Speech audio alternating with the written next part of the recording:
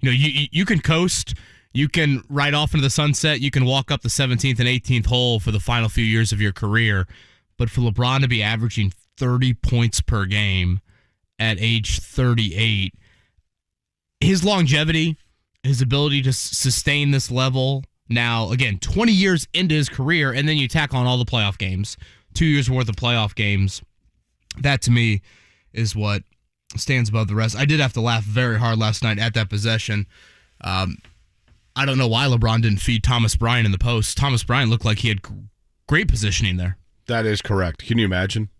Yeah. Hey, I'm here. The question was, is he going to get it before the third quarter comes to an end? Now, the thing that's interesting, if you're going to nitpick, 10 seconds to go in the third. He scored, one more basket the rest of the game? Yeah, and that was a big loss, honestly, for the Lakers, considering where they're at in the Western Conference standings. A pretty good night of hoops locally. IU, I thought Andy Katz used the right word after the game, kind of validated what they did on Saturday.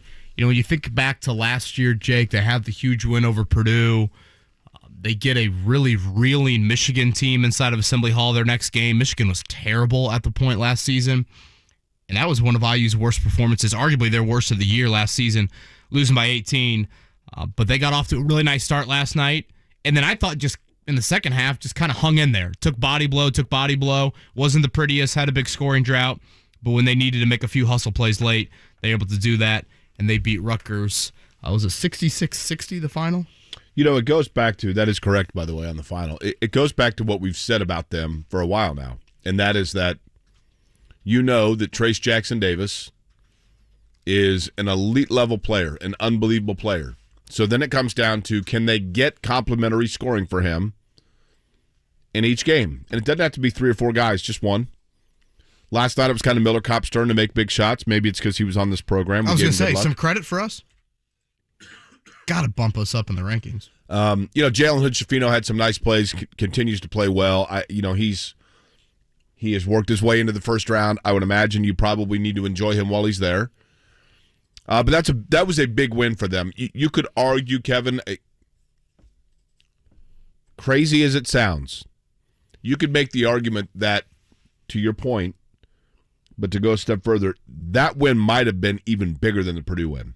The Purdue win is huge for all the right reasons, but for Rutgers, that's a team that program has struggled with, and that's been a bugaboo, and that's been a thorn in their side, and to exercise that, validate it, that was big for them. Yeah, to me, it's just some growth from last year.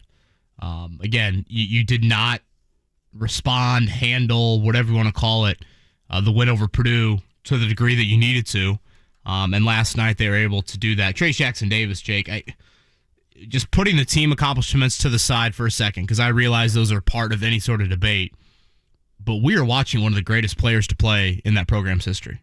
He is the first player in Indiana history to have 2,000 points and 1,000 rebounds. And think about how many good to great big guys have played there. And he's the first one to do that. And again, this is 4 years. It's not like he had the extra 5th year of COVID. He's still got a final month to play. 20 points, 18 rebounds, 6 assists last night. I think it's fine, and we'll obviously probably do this closer to the draft. You can sit there and look at Trayce's game and nitpick and say, okay, how much of a right hand has he developed in college? Has he stepped out and hit any jumpers? I mean, there are some NBA-type questions that you would have with those skills. One area where he has unquestionably improved is his passing and his decision-making. I mean, he can facilitate now much better than he could earlier in his career. He's averaging right around 5 assists in the Big Ten. I mean, think about how many double teams he gets and the decision-making that goes into that. That, to me, is an area where his game is really, really growing. One thing about him, Trayce Jackson-Davis, that, talking of records that I thought would be never broken, what if Trayce Jackson-Davis comes back next year? He goes past Calbert Chaney's all-time Big Ten scoring mark. I'm a little torn on the 5th year COVID stuff. Mike Davis's son right now doing that. I mean, great accomplishments, but I get it. But do you put in? This is a word I can never say. Asterisk. I always want to say asterisk. It's asterisk, right? both sound pretty good to me. Do you put the little star with the cross through it? Do you put that? Yeah, I always next feel to like it? that's reserved for steroids, which is kind of harsh. Or, I mean, for Roger Maris, extra games, right? Were you surprised? I mean, your IU history is second to none. Were you surprised he was the first one? 2,000 points, 1,000 rebounds? I would have, No, and I'll tell you why. Ray Tolbert, Steve Downing. I mean, I would have guessed somebody. Alan Henderson. The reason why I would say no, Don Schlutt would be the only one that comes to mind. But if you look at the great 4-year big men in Indiana history, those that you just mentioned, Ray Tolbert, Alan Henderson, obviously, Kent Benson. Walt Bellamy. Bellamy would be one that would be, Bellamy probably is the biggest surprise. Those others, though, Ray Tolbert shared the floor with Randy Whitman, Ted Kitchell, Isaiah Thomas. Alan Henderson shared the floor with Greg Graham, Calbert Chaney, Damon Bailey, Brian Evans. Go on and on, right? I mean, Kent Benson shared the floor with Scott May, John Leskowski, Quinn Buckner. So the points had to be spread around a little bit. Trace Jackson Davis has been clearly their marquee scorer for the majority of his career at Indiana. Walt Bellamy is the one that would be really surprising. Although, again, Walt Bellamy didn't play 4 years. He was ineligible in his freshman year. I mean, everyone was, not just him. Imagine saying, Jake, after that 1-4 Big Ten start, you'd be talking about second place IU in early February. I know. That's where we're at. Yeah. 7 of 8. Again, 1-4 after those losses to Iowa, Northwestern, and Penn State. And for the first time since 2019, they beat Rutgers. It's now at Michigan coming up Saturday evening for Indiana. Purdue back in action tomorrow night. That is Iowa for the Boilermakers. Iowa playing pretty good ball here as of late. By the way, do I sound terrible? I don't feel terrible, but I feel like I sound terrible. Just in talking with you for 15 hours every week, maybe a tad stuffy, but I also feel like I'm a little. Is this just like the February head cold? Yeah, oh yeah, 100%. You got it going on, Mark? No, I don't. Well, we're blaming you. Did you give it to us and then I didn't do anything. I mean, honestly, the chain of operations, if that's a thing, is probably something to do with like Mark or my children from daycare bring that home. Mark and I get it, and then we give it to you. Oh, thanks. Mm-hmm. So apologies up front. Well, it is a minor mirror. If you're going to tell me at the start of every week, Rosie and or Max will go to all 5 days of daycare, I will give you a hug and pick you up and say, Really? Can I go buy you a 6-pack of beer? Because think about it. I mean, not to get too deep into the weeds, a lot of these young kids didn't go through like the normal illnesses the last couple of years because mask wearing and yeah, you're right. All that stuff. Fair. So apologies. How about that? We get into what do we do on this program, Mark? We educate and entertain. That's right. And do we have an apology to issue to Green Bay? No. Never apologize. I thought that to was Green a big Bay. topic in our boss meeting. Okay, it was yesterday. Wisconsin, but they also had the green and yellow letters. I colors. think it was Green Bay, right? I think it was Wisconsin, but because I saw the green and yellow, I immediately saw red, and I was like, "That's it. We can't Maybe handle this." a little context behind this. These are the mid-market rankings from yesterday. Mm-hmm. So you're saying the state of Wisconsin? Well, it's Milwaukee, but yeah, it's. And we thought Milwaukee it had was two Green Bay. stations. Milwaukee had 2 stations in the top. Now hang on. 15. That's a bit humbling when they have 2 morning shows that are better than ours. Well, what was the other market that has 2 in front of us? I don't know. St. Louis, maybe? Didn't St. Louis have 2 How in much front Cardinals of talk do you need on a daily basis? us? Well, out there, trust me. yeah, I mean, what else are you talking about? I mean, we've been talking about a coaching search for 7 weeks, so who are we to talk, right? Oh, yeah, we do have a Jim Irsay tweet that we can get to here in just a second. Tonight, Pacers in Miami to take on the Heat. No Kyle Lowry, no Victor Oladipo. Victor's been out for about a week with an ankle injury. The Pacers, again, looking for their first road win since December 23rd. Ironically enough, that was in Miami. 6.5-point underdog, and this will be the final game until tomorrow afternoon's trade deadline. But yeah, Jim Irsay, a little bit of an update yesterday, right? Yeah, and of course, Mark Boyle had to point out, well, actually, days are hours, or hours are days, whichever way you want to look at it. But Jim Irsay essentially came out and said that they are close, but the announcement would be within days, not hours. You think that's because of the Super Bowl, Kevin? That's a good question. I do think there was an element of, they go to Philadelphia on Saturday. They interview Shane Steichen. I would hope you would take Sunday off, and then Monday, Tuesday, kind of big days to regroup, go over everything. And Jake, I think Chris Ballard has so much scar tissue and is still frightened by what happened with Josh McDaniels. Do you really? And he wears so much egg on his face for that. And I think that is why you are seeing such an exhaustive, thorough process, and now you're going to feel it in these final days. Like they are, I don't know how much you guys have paid attention to the other hires. Carolina announced the Frank Reich hire 3 days before he signed his contract and had his press conference. Sean Payton, they announced that multiple days before he signed his contract and had his press conference. I would almost be shocked if the Colts announced it and then said, oh yeah, we'll have a presser in 3 days. Like, they don't want the McDaniels thing to happen again. And obviously the likelihood of that is very slim, but I just think there was so much embarrassment that Chris Ballard felt about that. Do you that think is a huge reason why you're seeing the Colts be, and honestly, Irsay, I found the wording in there, final decision coming in days, not hours. Do you think that Chris Ballard has that embarrassment towards his fan base or towards his owner? Or shame, let me say that. Do you think he's embarrassed like in terms of, I can't believe that Josh McDaniels turned his back on me and I can't let fans see that again? Or does he think, I can't let my owner see that again? Yeah, that's a good question. I'd say both parties, Jake. And honestly, when it involves New England, that probably adds to it as well. And again, I know that was a long time ago, but this is the first time that he's obviously gone through a head coaching search since then. The exact Irsay tweet was as followed. We said, as an organization, you got to love he puts in parentheses Colts. I'm glad he clarified that he was talking about the Colts there. We said, as an organization, the coaching search should be a open-minded and a thorough process, and the final decision would be strictly based on what is best for our franchise's success and best for our fans of Colts Nation. Final decision coming in days, not hours. The punctuation is always very interesting in the Irsay tweets. What's your guess on the day? Is it going to be Valentine's Day? They send out like a little card with Ziggy on it. Will you be my Valentine? And Boy, it's got a feel how thrilled Maddie is about that one. Picture of that we're a big Valentine's Day. Like, or are they going to send a big candy heart to Raheem Morris? Will you be mine? Oh, I used to love those candy hearts. They probably aren't allowed in schools these days. Why? Too sugary? Allergies. Yeah. And, is everybody going to get one of them? No, my daughter's school's already said you can send out, give out cards, no candies though. See? I think they also don't want the kids all sugared up at school. That's the other thing. I say you just give it to them the final hour of the day and then send them home. No, thank you. Pass on that one.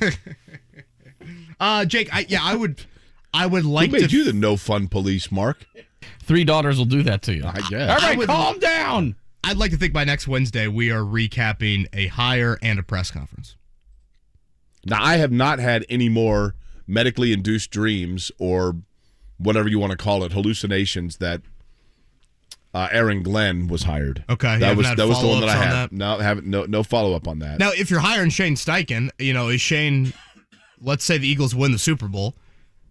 He would, I assume, spend the night, of course, in Arizona that Sunday night. You would like to think he would want to take part in some sort of activities Monday with the team, fly back with the team. Then you could be looking at a little bit later in the week, opening press conference if he is the person. If it's someone not involved in the Super Bowl, I would see no reason why you couldn't just make an announcement Monday and have the press conference Tuesday. Speaking of Shane Steichen, you had mentioned yesterday that Chris Hagan ran into him on radio or like in doing media stuff at the Super Bowl. Hagan last night posted that he ran into Carrot Top. Have you seen that fellow lately? I feel like there's multiple Carrot Tops out there. Well, good point. Carrot Top and Madonna seem to have gotten into coupons together of like buy one, get one. Like the Zoo Book? Yeah, kind of. Zoo's a good way of saying it. Carrot Top's had work done. Have you noticed, Mark? Oh, of course. How old is Mr. 57. Top? I looked it up. Now, I didn't know that Carrot Top is still around. Like, I have a Carrot Top watch. It hasn't worked in 9 years, right? Like you thought he was 6 feet under? No, just, I didn't know where he was. Does he still do? I mean, he was always kind of funny. And when I was in college, he did a show at the auditorium in Bloomington and then just showed up randomly at one of my friend's parties. No props, just hung out. I mean, he was like 30 at the time. No props. How'd you recognize him? Take part in any extracurricular The carrot activities? top hair. What's that? He take part in any extracurricular activities? My understanding is those are the props he brought. Yes. Oh, okay. Well, hey, at least he comes bearing gifts. He's like the three wise men. But he looks rough. I talked to Hagen briefly yesterday about Shane Steichen. I'm like, what'd he say? And Hagen said that Steichen was polite, a little startled when he heard that, hey, I'm from Indianapolis. Said he did not want to get into any sort of Colts-related topics, head coaching topics.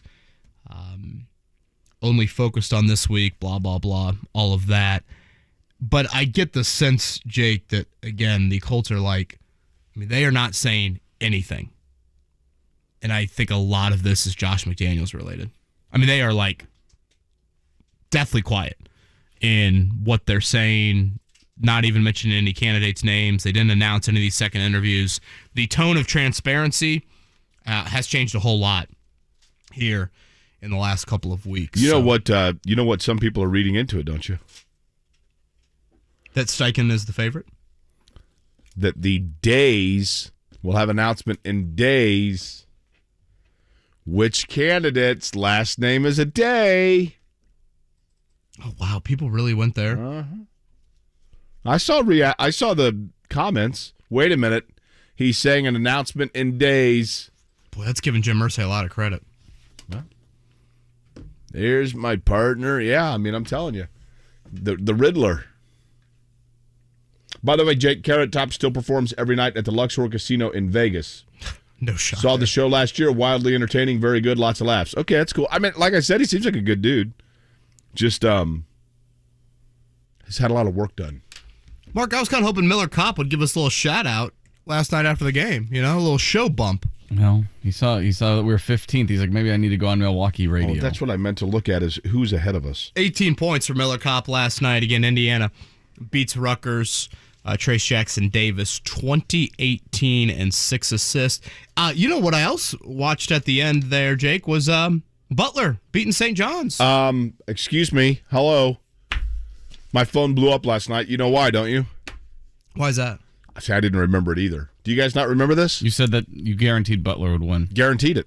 Oh, right. Said as sure as the fact my name is Jake Query. Somebody sent me a text, said, it was the old Butler. Keep your name. Butler's a favorite. I'm going to guarantee that they win a game. I don't think they were a favorite, right? Last I saw, they were favored leading into last night's game. Did you watch that finish at all? It was wild. A lot of people thought it should have gone to overtime. So basically, Butler 68-66. Lukosius kid, the sophomore from Lithuania, he misses 2 free throws. St. John's comes down the other end.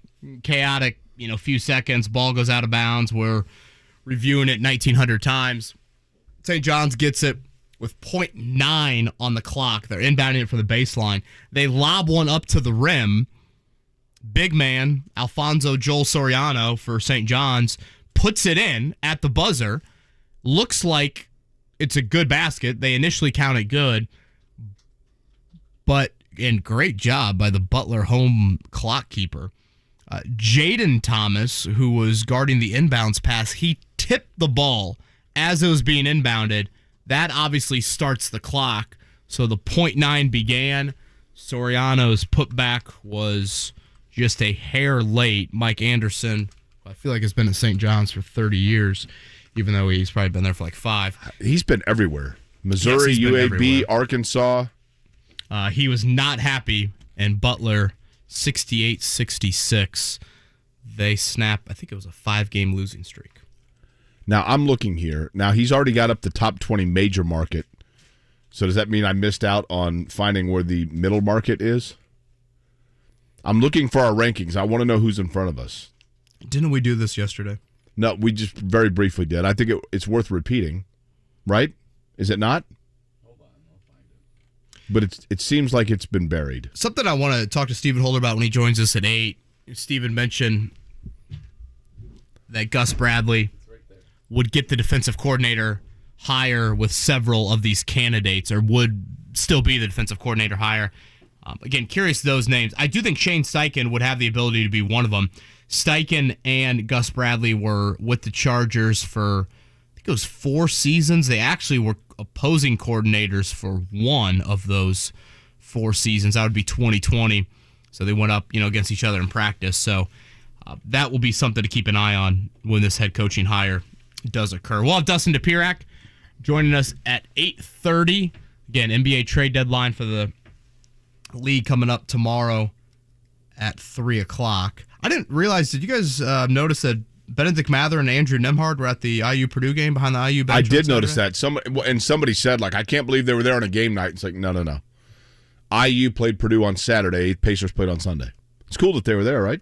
Yeah, they had great seats. I mean, literally right behind the Indiana bench. We'll also play some Kevin Pritchard audio at some point today, going over the trade deadline and what Pritchard had to say about that during the Miles Turner contract extension chatter. If you missed it, LeBron James does pass Kareem Abdul-Jabbar the most points in NBA history. He did that on a fadeaway to the left, or a step back is probably the better way to say it, late in the third quarter there. 36 points through 3 quarters for LeBron. And a little expletive from him. I saw that. People are all over him about it, right? We have that audio, right, Mark? Yep. We're going to play it right? uncensored, too. A little later. Yeah, okay, good. We'll really skyrocket up the rankings after that one. Yeah, exactly. Look out, Cheyenne. Here we come. Stephen Holder at 8, Dustin Dopirak at 8:30. Again, it's supposed to be a pretty nice temperature today in Indianapolis. Sounds like some rain coming tomorrow. Kevin Bowen, Jake Query, Mark Dykton right here, 93.5, 107.5, The Fan. Pretty legendary evening inside Assembly Hall. An unbelievable performance. Round number 1 going to IU. We stayed composed in that second half. Trey Galloway of the Indiana Hoosiers. We knew they were going to fight back. Purdue just didn't get the scoring. If you're talking about it. Trace Jackson Davis, 5 blocks. How does Indiana react? We're talking about it. That is the 4th time in Assembly Hall history that a number 1 ranked team has come in and lost. Your home for Indy Sports. 93.5 and 107.5. The Fan. Shop Grand Appliance for the lowest prices and up to $2,000 back on top appliance brands like KitchenAid. Learn more at grandappliance.com. Grand Appliance, expert since 1930. Dan Dockage for Affinity Whole Health, the leader in testosterone therapy. They've got me on a testosterone program. Got to tell you, I feel amazing. Get started at feelgreatindy.com. That's feelgreatindy.com. Sometimes an injury or death happens due to someone else's mistake. Find justice with the injury attorneys at Parr Ritchie at 317-269-2509. PARRinjury.com. Love. It makes us do crazy things, like being the first one to say, I love you, or adopting a cat together when you're more of a dog person. Celebrate the madness of love with a perfect Valentine's gift from Hellsberg Diamonds. Right now, half-carat diamond heart pendants in your choice of white, yellow, or rose gold are just $399.99, a savings of $500. Show her you're smitten with the gift of gorgeous jewelry at our best prices of the season. Hurry, Valentine's Day is Tuesday, February 14th. Shop at Hellsberg.com or visit a store near you. Making Moves is brought to you by LinkedIn Jobs. Bart Starr didn't play much his senior season at Alabama after a coaching change left most seniors on the bench. That didn't stop the Green Bay Packers from taking a chance on Starr, drafting him in the 17th round of the 1956 NFL Draft. The gamble paid off. Starr went on to a Hall of Fame career with 5 NFL championships, as well as winning the first 2 Super Bowls in NFL history, winning the MVP of both. Build your winning team today. Go to linkedin.com/sports. When there's a chance for a championship trophy, you need to have the right people in the right positions. That's why when you post a job for free, LinkedIn Jobs taps into a network of over 875 million professionals to find the right people for your role. LinkedIn Jobs helps you narrow down to only the most qualified candidates, which means you can start hiring the right people faster. Go to linkedin.com/sports to post your job for free. That's linkedin.com/sports. Terms and conditions apply. This Valentine's, let's be honest, Diamonds Direct knows what's on all of our wish lists this year. Just like the little black dress is a wardrobe staple that can be worn for any occasion, diamond classics like diamond stud earrings, pendants, and tennis bracelets are the perfect addition to dress up any look. For the first time ever, Diamonds Direct is offering an amazing 25% off their Diamond Classics collection. With 25% off, it's never been easier to build a perfect timeless jewelry collection. Every outfit is complete with these classics. Dress up your look with a pair of diamond studs, tennis bracelet, or pendant. Now through the 14th, take an additional 25% off Diamonds Direct's already low prices on their Diamond Classics collection. And give that little black dress lots of sparkle. Don't miss the best ever Valentine's celebration at Diamonds Direct with unprecedented savings, in-store designer appearances, and special 0% financing offers. Get all the details at diamondsdirect.com. Diamonds Direct, your love, our passion. You're making less than $100,000 in your current job? This message is for you. Mr. Quick is offering a paid apprenticeship to become a heating and AC technician. Get paid $17 an hour to learn a trade that will provide a career for a lifetime. With a 6-figure earning potential, you do not want to miss out on this opportunity. Our next class starts February 27th and is filling fast. Mr. Quick is growing and we want hardworking people like you. Get all the details online at mqjobs.com. Hi. Who's this? Buzz. He appears whenever you eat Honey Nut Cheerios. Like a genie? Sure. Ooh, does he grant wishes? I wish I lived in a giant boot. No, I wish I could swim with a humpback whale. No.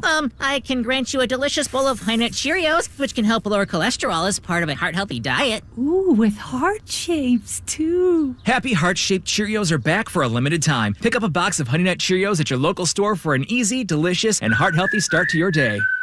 Lanny went to college and racked up huge debt. A little bit over $100,000. For a degree he couldn't use? Now what? I had a friend that went to my computer career and they talked to me about it. He was done in just months. I did do it online. They even helped him get hired immediately after graduation. One of the things I love about IT is that you can work from anywhere you want. You could become an IT pro in just months with zero experience at My Computer Career. It worked for me and I know it can work for you. It's not rocket science. It's mycomputercareer.edu.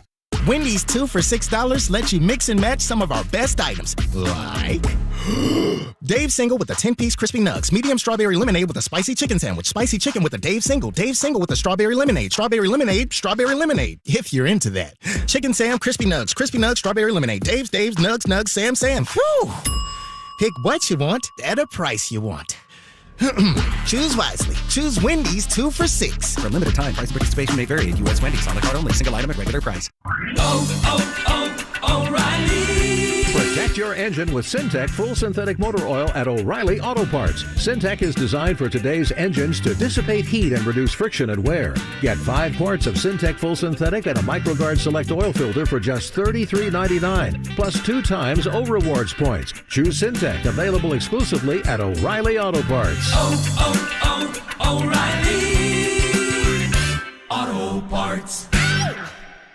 At Charmin, we heard you shouldn't talk about going to the bathroom in public, so we decided to sing about it. When you're rolling Charmin Ultra Soft on the party, this is more, so roll it back, everybody. Charmin's irresistibly soft and hella nice. The grip is always soft. It's our party vibe. So our chicks feeling fly. So what? Everybody wanna touch the sky. Charmin Ultra Soft is irresistibly soft and more absorbent, so you can use less. Enjoy the go with Charmin. The Morning Checkdown, brought to you by Ball State Basketball. Get your tickets at ballstatesports.com on 93.5 and 107.5 The Fan. We'll begin in Bloomington. Last night, Indiana and Rutgers. And again, as we had talked about, didn't you say that the last time, and this stunned me, the last time that Indiana beat Rutgers was actually 1947? Did you know that? Exactly. Branch McCracken, big win over Gary Peichel. Last night, the Hoosiers 66-60 winners. Trace Jackson Davis with 20 and 18. Miller Kopp with 18 points. Kevin, that's kind of the key for Indiana, is to try to find somebody that is a secondary scorer to Trace Jackson Davis, and that's exactly what they got last night. Yeah, I thought actually Kopp gave him a few moments on the defensive end as well. But Trace Jackson Davis, certainly the story. Like you said, 20 and 18, 6 assists as well. The first player in IU history to have 2,000 points and 1,000 rebounds. His head coach afterwards. And we go a little something like this. Hit it. It's unbelievable. All I can say is unbelievable. I mean, this young man has done a lot since he's been here wearing this uniform. I couldn't be more proud of a player. I mean, he's phenomenal player. It's beautiful to watch, man. He does a lot of wonderful things on the floor, man. And to be able to score 2,000 points and 1,000 rebounds, man, that says a lot. Jake, Indiana had like that nearly 9-minute scoring drought in the second half. And ironically, Race Thompson throws up some just awkward kind of fadeaway air ball. Trace ends it with catching the air ball, putting it back in with about 2 minutes to go. That was a huge bucket there to kind of, again, keep Rutgers at bay a little bit and end that drought. Then Trey Galloway, a huge offensive rebound put back to put the game on ice. Those two plays, those are kind of Rutgers-type plays that Indiana was able to make late. Elsewhere in college basketball last night, Ball State 17-7 now overall, 65-51 win over Central Michigan. 4-game win streak now for Mike Lewis's group. Mickey Pearson Jr. with 13. Jalen Sellers and Demarius Jacobs had 12 each for the Cards. Butler, as you heard on this program yesterday, emphatically was going to happen. Trailed for most of the game, but comes back, beats St. John's at the Fieldhouse. 68-66, Dogs now 12-13. Last night in the NBA, the highlight, LeBron James. He passes Kareem Abdul-Jabbar for number 1 on the NBA's scoring list. Mark, if you could give us that LeBron post-basket speech there. It was a step back late in the third quarter that did it for LeBron, and he had this to say after. I just want to say thank you to the Laker faithful. You guys are one of a kind. To be able to be in the presence of such a legend and great as Kareem, it means so much to me. It's very humbling. Please give a standing ovation to the captain, please.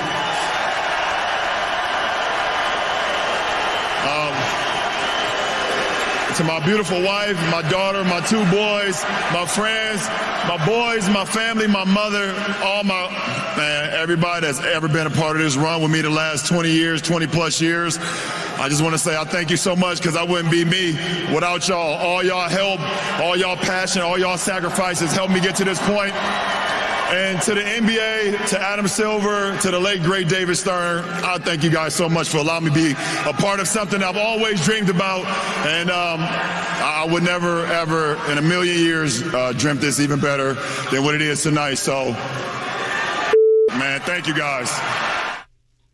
I saw a lot of people actually saying that they kind of excused the profanity there. It's kind of a caught-in-the-moment thing. Sure. But we'll talk a little bit more about LeBron coming up here in just about 10 minutes or so. I had a couple of thoughts I wanted to pass along on it, and I know that it's a topic people will hear plenty about, Kevin, over the course of the day, but a pretty neat moment last night. The Pacers tonight in Miami against 6.5-point underdog for that one. No Kyle Lowry for the Heat. For Indiana, this is probably the site of arguably their best moment of the season, winning in Miami in late December. Tyrese Halliburton had 43 in that game. After their game with the Heat tonight, it's trade deadline Thursday, and then back-to-backs with Phoenix at home on Friday and then at the Wizards on Saturday, as we are just a little over a week away from the NBA All-Star Game. Again, supposed to be a pretty nice temperature today here in Indianapolis. I think tomorrow some rain in the forecast. Thanks for tuning in. Kevin and Query right here on 93.5, 107.5, The Fan. The Pacers head to South Florida to face the Miami Heat tonight at 7 on 93.5 and 107.5 The Fan. Governor Holcomb, I love how high school sports teach the importance of the journey. I couldn't agree more, Commissioner Neidig. Before any measure of success is achieved, like making a winning play or earning a state championship, student athletes go on an essential journey that humbles and teaches them every step of the way. The lessons learned along the journey of high school sports are about so much more than just the game. Student athletes learn how to persevere through adversity, never give up, and to get better every day.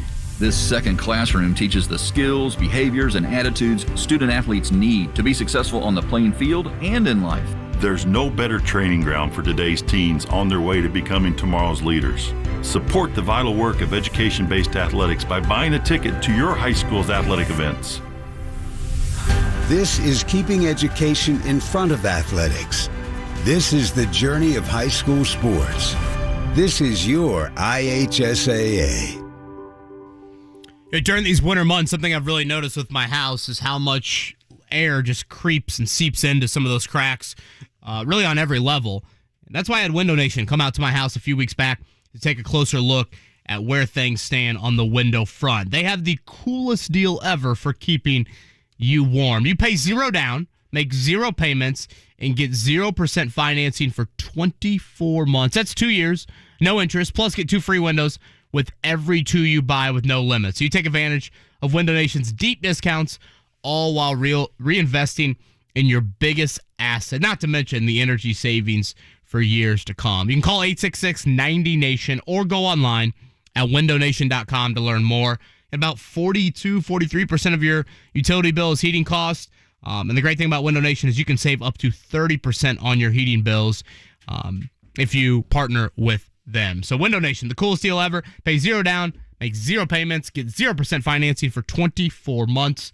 That's 2 years, no interest, plus get 2 free windows with every 2 you buy with no limit. Take advantage of Window Nation's deep discounts, all while reinvesting in your biggest asset. Call 866-90-NATION or go online at windownation.com.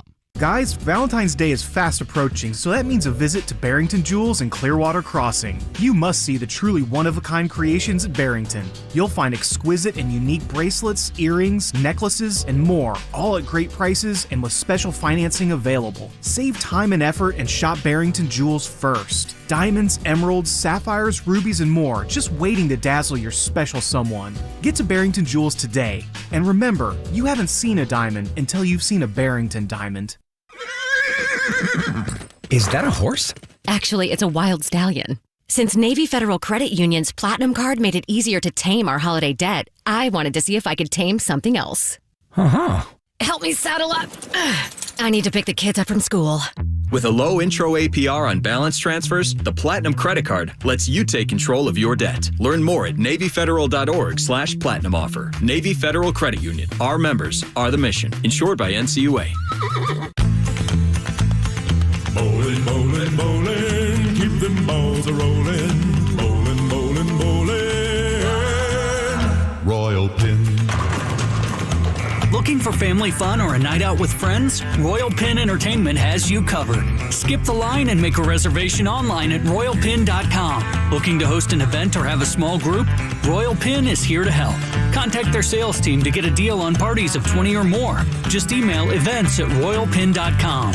With 3 convenient locations around Indianapolis, Royal Pin offers bowling, laser tag, mini golf, and arcades. Awesome family fun. Call your local center at 317-465-8484 or go to royalpin.com to get the ball rolling with Royal Pin.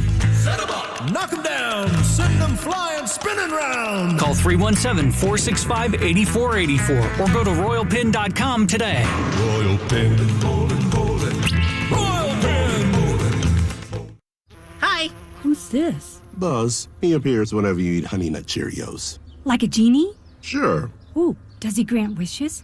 I wish I lived in a giant boot. No, I wish I could swim with a humpback whale. No.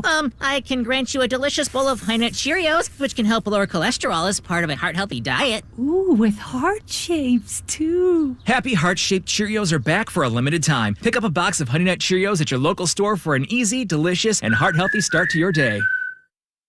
When you're an innovative business, every blinking cursor, every blank page is an opportunity. What will you do with it?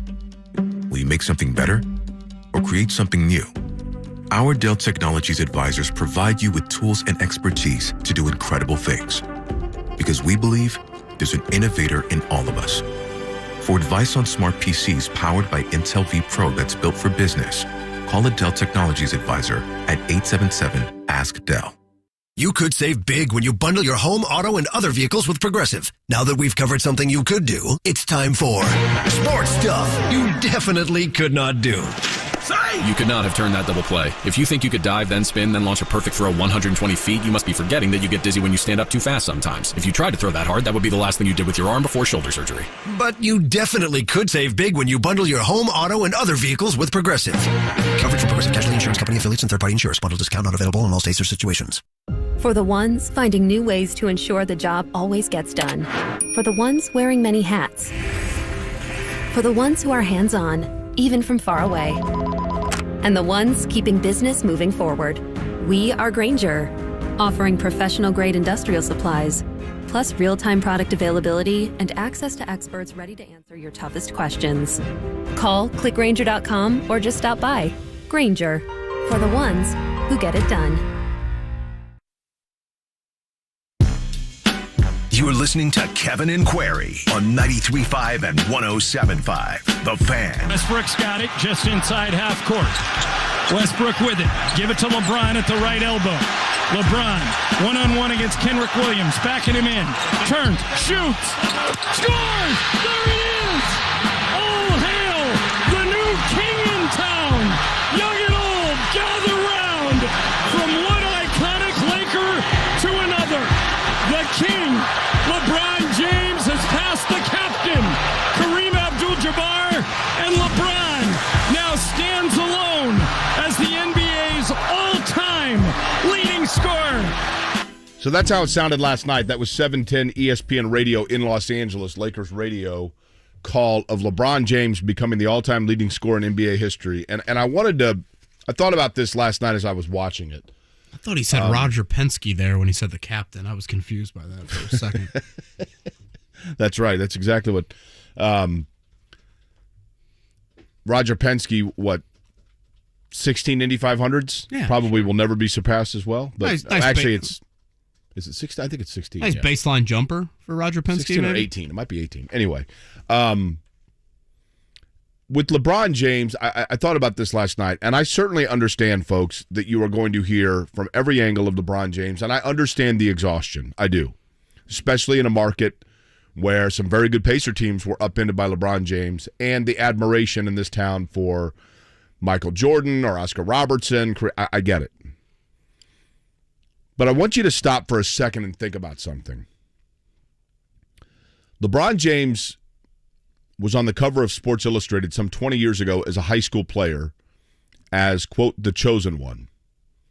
His games were put on ESPN as a high school player. And he went to a private school in Akron, Ohio, a kid from a single mother who did not have the best of upbringings, and basketball perhaps afforded him the opportunities to get out from underneath those. A great part of LeBron James' unselfish nature as a player, as I've read and talked to people about it, comes from the fact perhaps that when he was in high school, his home life was such that he lived with a different classmate and teammate at St.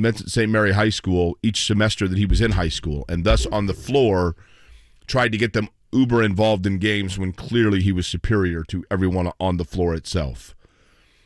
Many of those players are now those that are his business camp that work for him, as it's been explained to me by people who have met with him even in contract negotiations, as an incredibly mature, respectful, and very buttoned-down business group, a wonderful group of young people around him.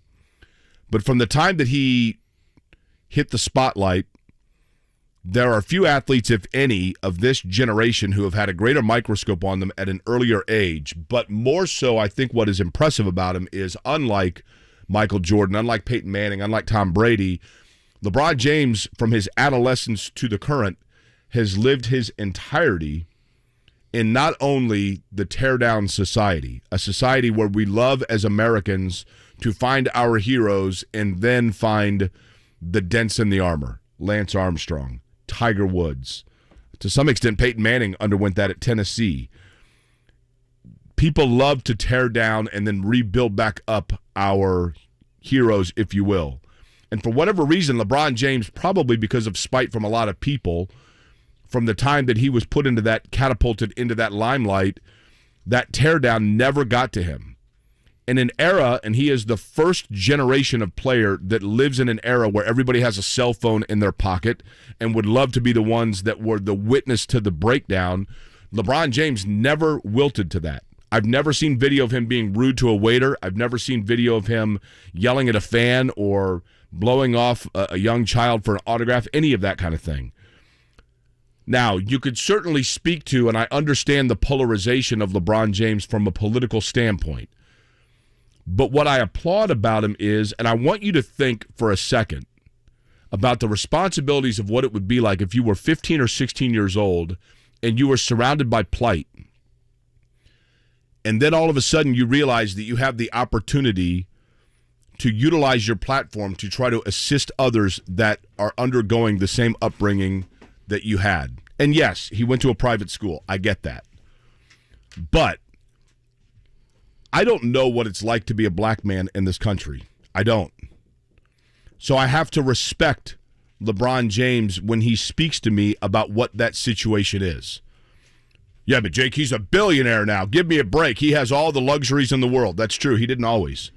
And he was exposed to people who did not always, who he felt, whether you agree or disagree with it, he felt that those injustices were such that he could utilize his platform to make a difference towards. And to go back to the quote of Voltaire, I may not agree with the word you say, but I will defend to the death your right to say it. And for LeBron James to utilize his platform and his opportunity to illuminate the things that he thought were an unfair injustice around him or injustice around him, I applaud him for that. And especially because in an era of marketability, he didn't necessarily seem overly concerned by that, but rather used the platform to give kids college education and to make people aware of situations that he had to overcome that he felt were still holding other people back. And then, if you want to talk about the fact that LeBron James has not been outspoken about China and the injustices in China, that's a fair criticism. That's fair. But at the same time, I don't see the same critique of people in this country of prominence that have bank accounts in China and business investments in China. That becomes a very complex issue. Rather, I simply would hope that people last night, as I did, were able to look at something, Kevin, that took place and say to themselves, what I'm witnessing is somebody who this was predicted for when they were 15 or 16 years old, that never wavered from all of the disciplines that went into achieving that moment, and as a result, putting forth on the basketball floor a symbol of a moment of greatness that we might not see again in our lifetime in terms of somebody breaking that record. And considering all of the things that most athletes fall victim towards, I think that is his ultimate accomplishment. Yeah, I mean, certainly, Jake, the amount of pressure on him, not only to be drafted at the age he was, have the expectations, but to be drafted by your hometown team and everything that he felt in delivering for that city. And, of course, coming back to Cleveland and giving them that title. And I would say a couple things that just stand out to me that kind of shows you where LeBron will stand with the all-time greats. The biggest complaint that I hear about LeBron is that he whines too much. Like, is that his biggest flaw? That's right. A pretty good flaw, if that's your biggest one. You look at all-time greats in any sport, either physically or off the playing field, they have been torn down either by their own doing or by others at some point in their respective lives. I mean, you could look at all of them. And you just don't have that with him at the age of 38. I mean, this guy is now 20 years into his NBA career. Again, you tack on the 2 years worth of playoff games, and he's averaging 30 points per game. To me, on the court, the longevity, still playing at this highest level, in no way, shape, or form. If he retired tomorrow, you would be like, whoa, he's one of the better players in the NBA today, and he's hanging it up. Like, this is not... I mean, Jordan took 2 years and then took 3 years. And, Tiger, of course, physically and certainly with his off the court or his off the course issues, those speak for itself. Even Gretzky had a little bit of not the same Wayne Gretzky that you were used to. LeBron is still playing at an incredibly, incredibly high level. And to do that over the course of 20 years for all the reasons that you mentioned, frankly, I don't think we'll see anything like it. Kevin, a lot of people... I always found this interesting. He was drafted, you made an excellent point there, drafted into his hometown. In this country, what do we do when young people graduate from high school? We applaud them when they go away from home. Little Johnny's going to State U. We're so excited and proud of him that he's going away to home. Susie's going to go into the Peace Corps, whatever. We're so excited and proud of her that she's going away from home, and she's spreading her wings. He's going out and seeing the real world. LeBron James gets drafted right into the place where he's always been. And then once his contract is up, despite taking basically CYO teams to the NBA Finals every year that he's there, he decides finally to spread his wings and go elsewhere and go away to school. He's going to leave home. He's going to go and live in Miami and spread his wings and do something else. And people critique him for the announcement or the decision, as it was known, except for that ESPN came to him, and he was, 25 years old, whatever, and said, look, we'll pay $1 million to you to air your decision. And he said, actually, give the money to the Boys and Girls Club of Akron, the Akron area, and I think of Connecticut. And so he raised $1 million for that and got critiqued for it. Then he went away. He won championships. He blossomed. He spread his wings. And then you know what he said, Kevin? He said, but I still have business left at home. And he came home and he won a title for the Cleveland Cavaliers. And at that point, he's got the freedom as a man to do whatever the hell he wants. And I can tell you that when he met with teams before the decision, the one thing he told them, he said, if you sign me, I'm going to make a lot of money. I know that. But I promise you this, I will spend $1 million a year on nothing but my nutrition and my health. And I'd say it paid off because he's 38 and he looks like he's 25. I've always felt this way about, and this goes for any sport, the first thing, the criticism for LeBron on the court is, how many championships he's won compared to Michael Jordan. And when we evaluate athletes on that, why shouldn't they go try and team up with people? If that's the goal, right. If that's how you're going to be evaluated, if it's do anything to win at all costs, why shouldn't that be the objective? I've always found that such a weird argument with him. And the game has evolved, certainly, based off where it was, when past greats played it. And I still, looking at that shot last night, I still keep on laughing at Thomas Bryant's post position on that. I mean, that is textbook. Great seal. How does LeBron not feed him there? LeBron decides to go with a low percentage step back and not give the big man the ball. Tom Crean has got to be clapping somewhere, loving that. Can you imagine if that was the final play of the year? And LeBron, he says he's going to retire, and he dishes to Thomas Bryant and falls 1 point shy of Kareem. Literally, you have Phil Knight just stoic the in best the part about it, and then Thomas Kevin, Bryant calling for the ball. If you look at the photo of LeBron James' shot that broke the record, every single person in the arena is holding up their phone but Phil Knight. Yeah. And because Phil Knight is the one person that looks like he is looking at it saying to himself, but I always knew this was going to happen. Or he's saying, feed the post. Look at the position Thomas Bryant has. The only person more open than Thomas Bryant is Phil Knight. Literally. Stephen Holder going to join us here in a few. Again, Stephen had several, I thought, pretty interesting tweets yesterday related to the Colts coaching search. And Jim Irsay gave Stephen Holder the retweet yesterday. And you could argue maybe Jim Irsay's later tweet, he pretty much just paraphrased what Stephen Holder had said earlier in the day. So we'll chat about that, see if Stephen believes there's a favorite. And then coming up at 8:30, I do want to get into a little bit of trade deadline with Dustin Dopirak. I know he was able to catch up with Kevin Pritchard last week about the deadline. If the Pacers are to make a move and add a player, their roster is filled right now, so they would have to part ways with a player. If you look at things, they've got 4 draft picks currently in the top 30. I think it's 32 for this year's draft. No free agents of substance outside of O'Shea Brissett coming up. So some interesting decisions, I think, for the Pacers here in the next 36 hours. Kevin Aquarion, what looks to be a nice start to this Wednesday morning here. 93.5 on the 7.5, The Fan.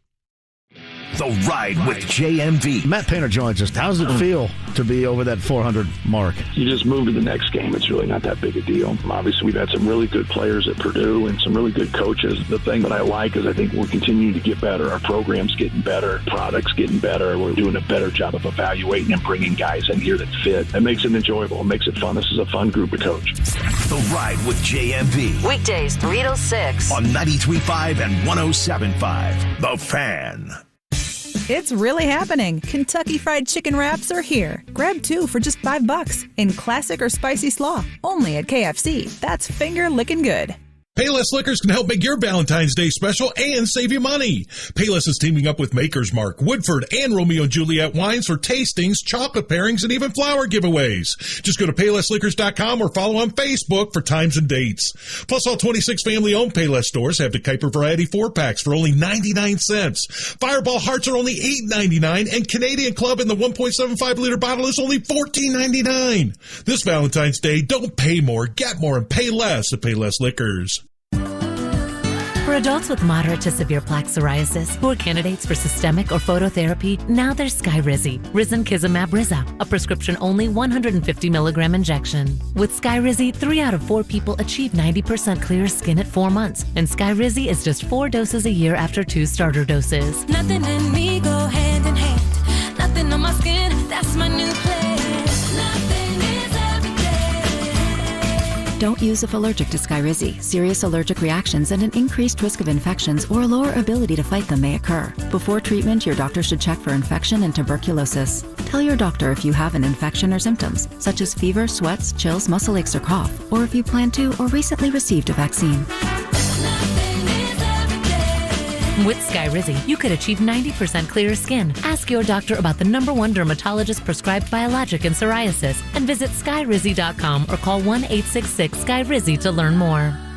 Some listeners like you are experiencing firsthand the amazing pain relief from QC Kinetics, even calling your favorite radio host to share the good news. QC Kinetics. I had my right ankle worked on 4 months ago. Awesome. That's great, look Mick. at that, man. Yes, they worked on my elbow. Every day, the QC Kinetics medical professionals treat patients like Mick with the latest regenerative therapies using natural biologics concentrated right at the hurting joint. No surgery, no downtime. I'm telling you, QC Kinetics is the way to go if you don't want to go under the knife and suffer for 3 months. Yep. It was very easy, as you well know, with your elbow. I'm telling Anyways, you. you guys are awesome. Mick, appreciate it, buddy. Thanks for the phone call. Really appreciate it. I'm so glad that QC Kinetics did some wonders for you. I mean, regenerative medicine, man, that's the thing these days. Living proof right there. Call QC Kinetics now for your consultation. Call QC Kinetics, 317-559-PAIN. That's 317-559-PAIN. 317-559-PAIN.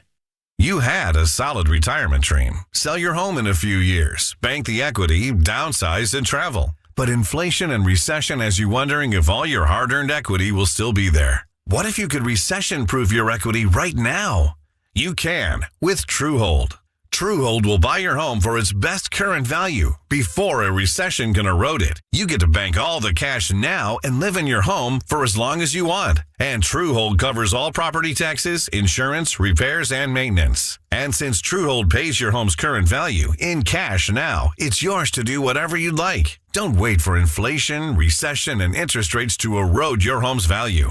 Visit TrueHold.com and discover how much TrueHold will buy your home for today. Based on its best current value, not what's coming. Call 1-855-300-9993 or visit TrueHold.com. The smarter, faster way to cash out on your home's value without having to move. That's TrueHold.com.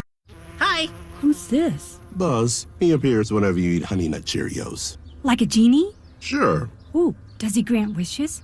I wish I lived in a giant boot. No, I wish I could swim with a humpback whale. No. I can grant you a delicious bowl of High Nut Cheerios, which can help lower cholesterol as part of a heart-healthy diet. Ooh, with heart shapes, too. Happy heart-shaped Cheerios are back for a limited time. Pick up a box of Honey Nut Cheerios at your local store for an easy, delicious, and heart-healthy start to your day. Why do challenge flags only exist in football? Think how useful they'd be in real life. Like when you're positive it's not your turn to walk the dog. Challenge flag. The neighbor's kid says it wasn't their ball that dented your car door. Challenge flag. Your friend paid you back, but you definitely don't remember that? Boom. Challenge flag. Imagine settling a disagreement with an instant replay. Why isn't the world like that? I guess it's because it's technically impossible. But it's nice to dream about.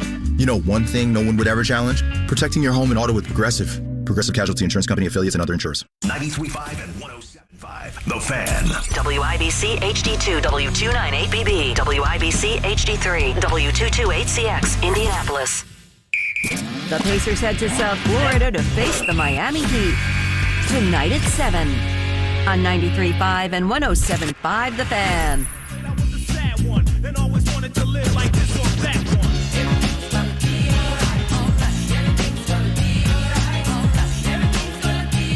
It's Kevin and Query on 93.5 and 107.5. The Fan.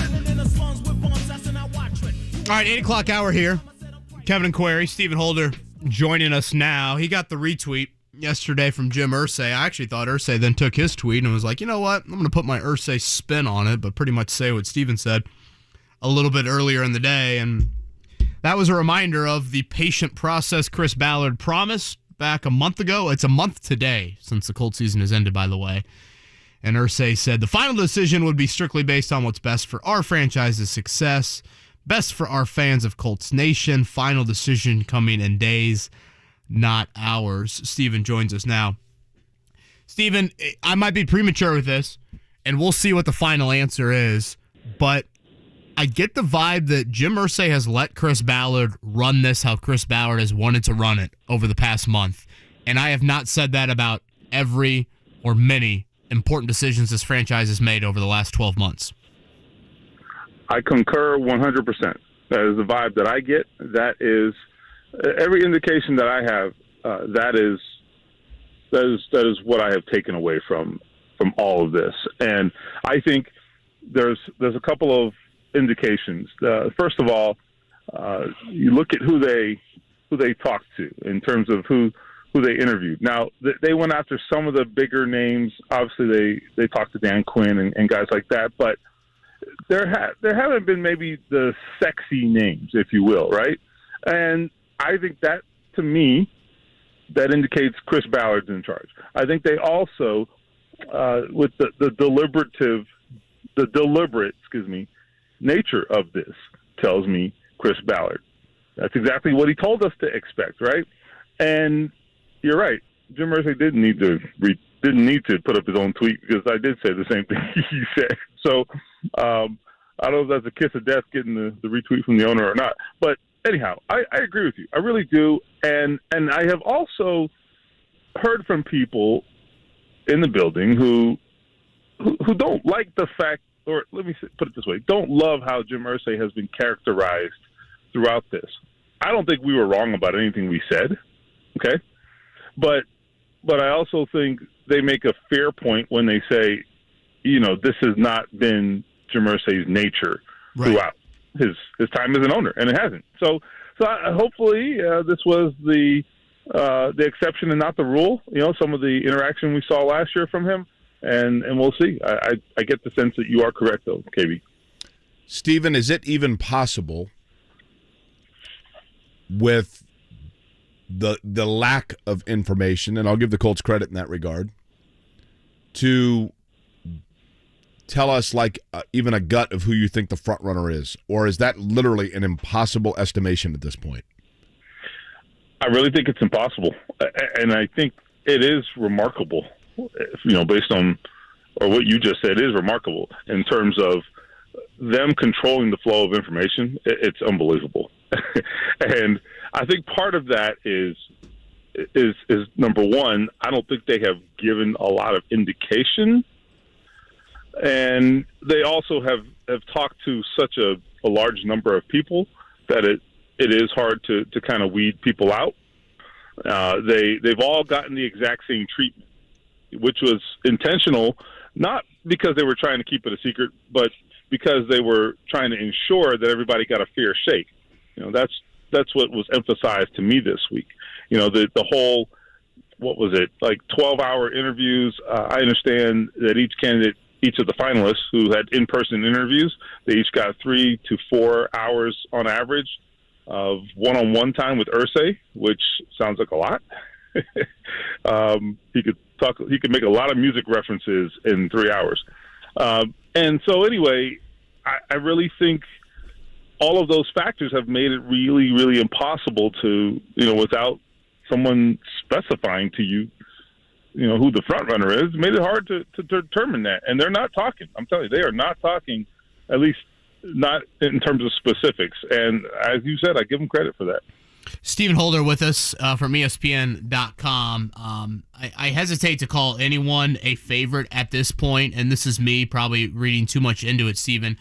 But if we get to Friday and it's still really, really quiet, would that mean to you that someone in the Super Bowl, maybe Shane Steichen, is that favorite? Because if it was somebody else, could you see a little bit of leakage from their side of things? Whereas the Steichen camp is going to want to be all in on the Super Bowl. Obviously, the Ballard camp wants to be all in on quiet. Again, I'm probably reading too much into this, but if we get to Friday and we've heard nothing, would that lend you to think that sort of lean one way? I mean, it's a fair what's the word? It's fair to wonder that, for sure. Put it that way. I mean, if you were taking bets, you'd probably take that bet. Not because I heard anything, and I know you're not saying that either. I don't have an overwhelming amount of confidence with that, but if I were to go anywhere, that's probably where I would lean. Right. I mean, I think if we're looking for indications, right, and we don't have any. Okay, so that's like the one possible potential indicator that we have. So you can't ignore it, given the limited information that we have. I think that's a fair statement. But again, I mean, do I know anything about how they feel about Shane Steichen? No. And the one thing I would say about all of this, keep in mind, is, we have gotten so little information, but we have heard so much speculation throughout this thing, right? So much. And I have really just kept quiet for the most part. Like, if I know something, I put it out there. If I have some, reasonable thoughts, I put them out there. But I've really tried not to speculate because, I mean, there's been a lot of stuff said, and most of it's been wrong. That's something somebody in the building told me this week, was that, look, you have no idea how wrong some of this information has been. And I'm not talking about anything specific, but I'm just saying a lot of that has probably come from social media speculation. But all I can tell you is that they've apparently been sitting back and laughing at a lot of it. Stephen, the report came out. I believe you actually were one of those that had information on this, that the Colts, the reason that the Colts were, I'll say blocking, for lack of a better phrase, not granting permission for other teams to talk to Gus Bradley, was because there were perhaps multiple head coaching candidates who had expressed an interest of retaining Gus Bradley as their defensive coordinator. Do we know which candidates that would be? I do not know. That is true. Yes, that is what I was told, and my understanding is that it is definitely multiple candidates. I do not know which ones. I mean, we can. Yeah, can we go off some of the connections? Isn't Raheem Morris, Bisaccia? That's what I was going to say. Like, we could kind of look for connections. Yeah. Shane Steichen, and there are a few, right? There are a few. I think there's some like legitimate. Like, I just talked about speculation, but like there's actually some strong indicators we can look at there, even though they're just that. They're still speculation, but I do think there's some decent speculation we can make there. Like you said, Bisaccia has history with him in Vegas and elsewhere, I believe. Raheem Morris and he have history. I'm forgetting someone. Steichen. Yeah, Morris, Bisaccia, Steichen are the three that I've seen. Yeah. So I think there could be more. I mean, I think you don't have to necessarily have history with him to also watch the tape and say, you know what, this defense is workable, right? I mean, the Colts' offense last season was absolutely dreadful. Okay, I mean, dreadful. And I think if you watch it and keep that understanding in mind, I think you would have a pretty positive impression of the defense, and say to yourself, okay, well, who am I going to go get at this point? That's better. And I don't know, maybe you have someone in mind, because generally coaching candidates do. But if you have something in place that also works, and the team is actually in favor of that option, because I think Chris Ballard does seem to, I mean, he built that defense, and I think was in favor of obviously hiring Gus Bradley, so they would be in favor of it. So, you might just kind of go along with that. Stephen, the QAnon folks went crazy yesterday, direct messaging me that when Jim Irsay said that the decision would come in days and capitalized days, that meant Jeff Saturday. Your thoughts? Oh my God, man! I don't know if to be impressed or if to be scared. I think I'm kind of impressed by that. Right? That someone's mind would go there. You imagine if Irsay was doing that? I mean, first of all, wow.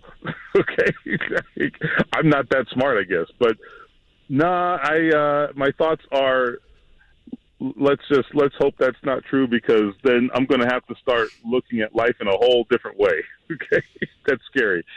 Stephen, I got one more on the coaching front, and I do want to ask you something else non-coaching related before we let you go. But we're now a month into this. I've said all along, I'm totally fine with the amount of patience that Chris Ballard has shown. The one negative, the one con I would have is, are you missing out on some staff candidates? Let's not act like just the head coaching hire is the most important thing, particularly if that person is not on the offensive side of the ball. You've got some big-time hires and some big-time people maybe to try and retain as well. What cons, if any, do you think there are with the Colts waiting as long as they have? That's the one I have. I agree with you. And, I mean, look, I'm not up in arms about it. I don't necessarily think that they have made a mistake, but I do think they have made a willful decision here to take their time, and when you do that, that means that you understand there may be unintended consequences, and that would be one. There's no question about it. I think that the staff matters a lot, like a whole lot. Now, the good thing is there have only been, I think there were, 5 openings this year, so there's not quite as much movement as there was like last year. I think there were 10 different head coaches, but this is still the time of year when people want to get settled. If you're an assistant coach, you got your family, kids in school, et cetera, you want to get settled and understand where you're going to be, and this is the time of year that happens, and people start getting nervous, when the musical chairs are toward the end of the process, right? You don't want to get left standing, right? So that's a legitimate thing. And the other thing I'd say about coaching staff is, I think a little discussed issue over the last year or so is I think Frank Reich suffered a lot from his staff departures over the past 2 off seasons, like a lot. I mean, we talked about Sirianni a lot, and that one is obvious, but there have been other departures too among position coaches that I really think ultimately did not help Frank Reich. And some of those, he let them go. And, to allow them to have upward mobility, I credit him for that. But ultimately his staff, I think took a hit as a result of some of those moves.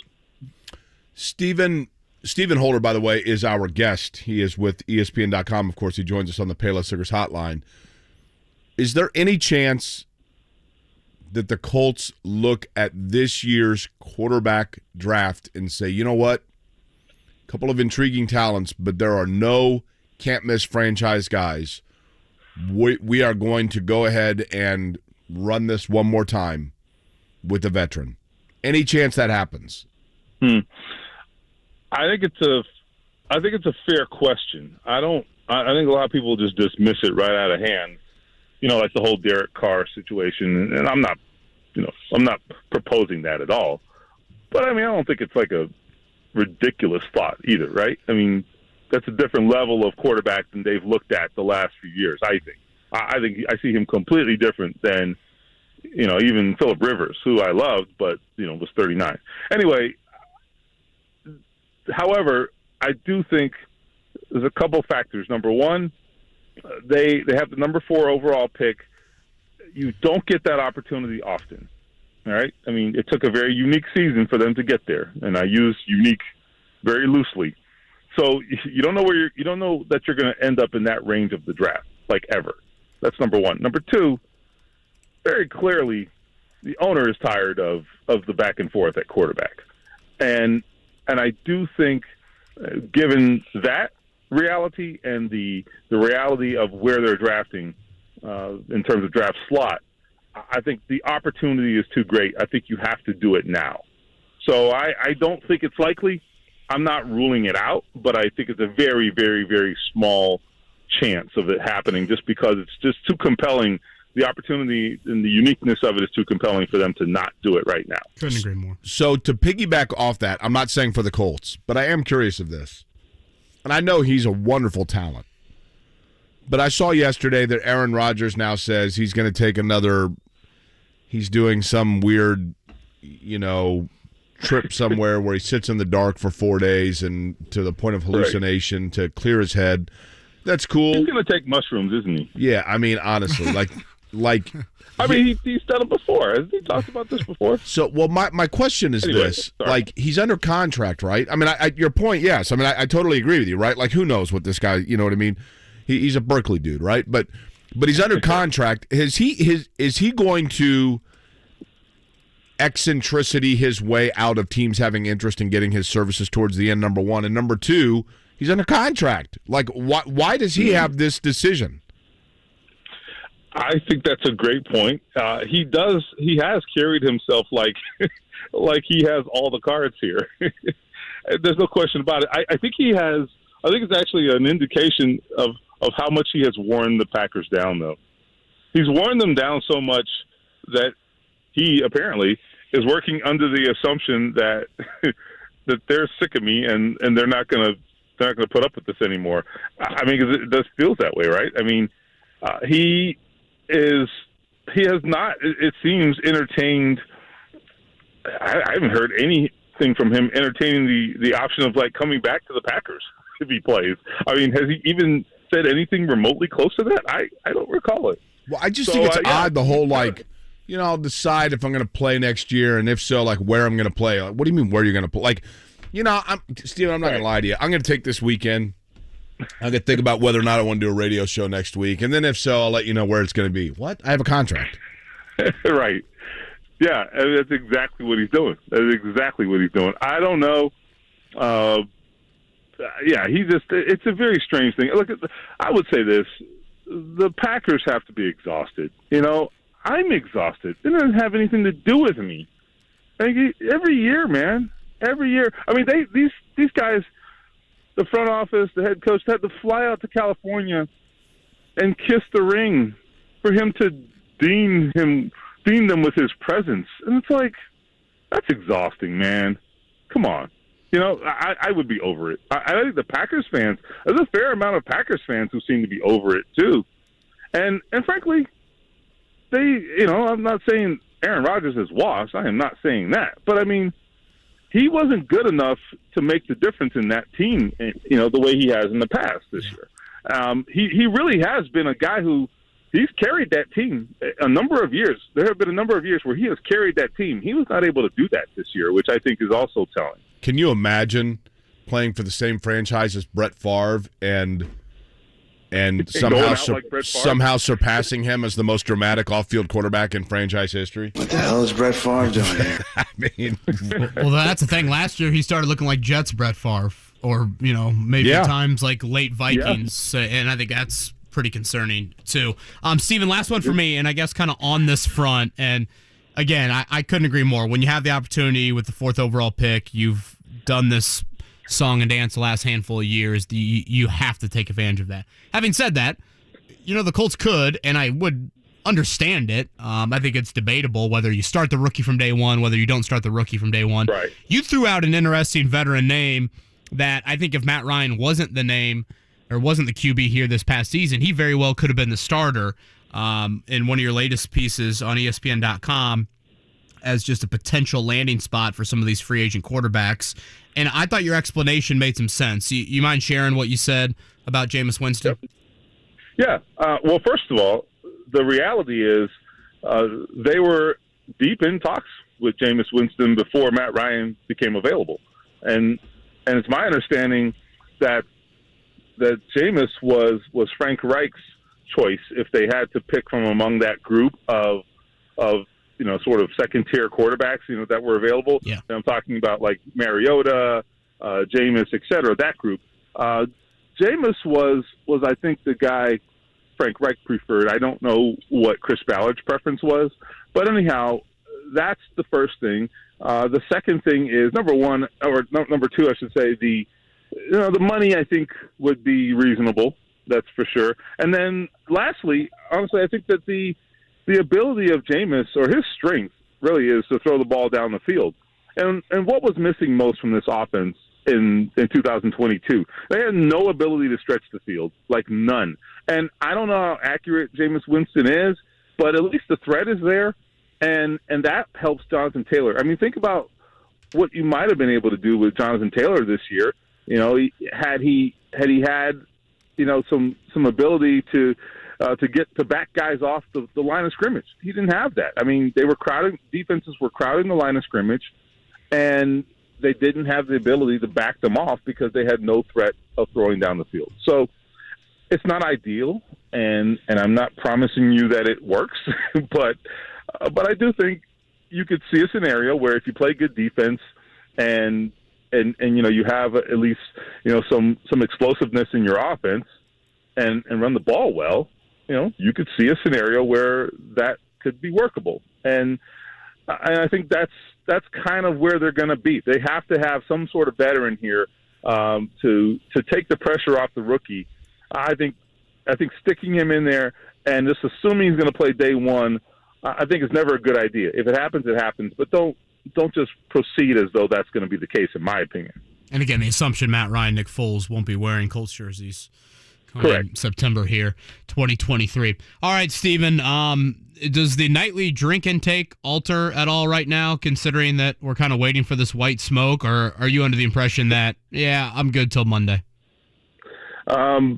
Well, I first of all, I just got home from Las Vegas, so I probably don't need to drink. But, yeah, I think we're good for a few days. I didn't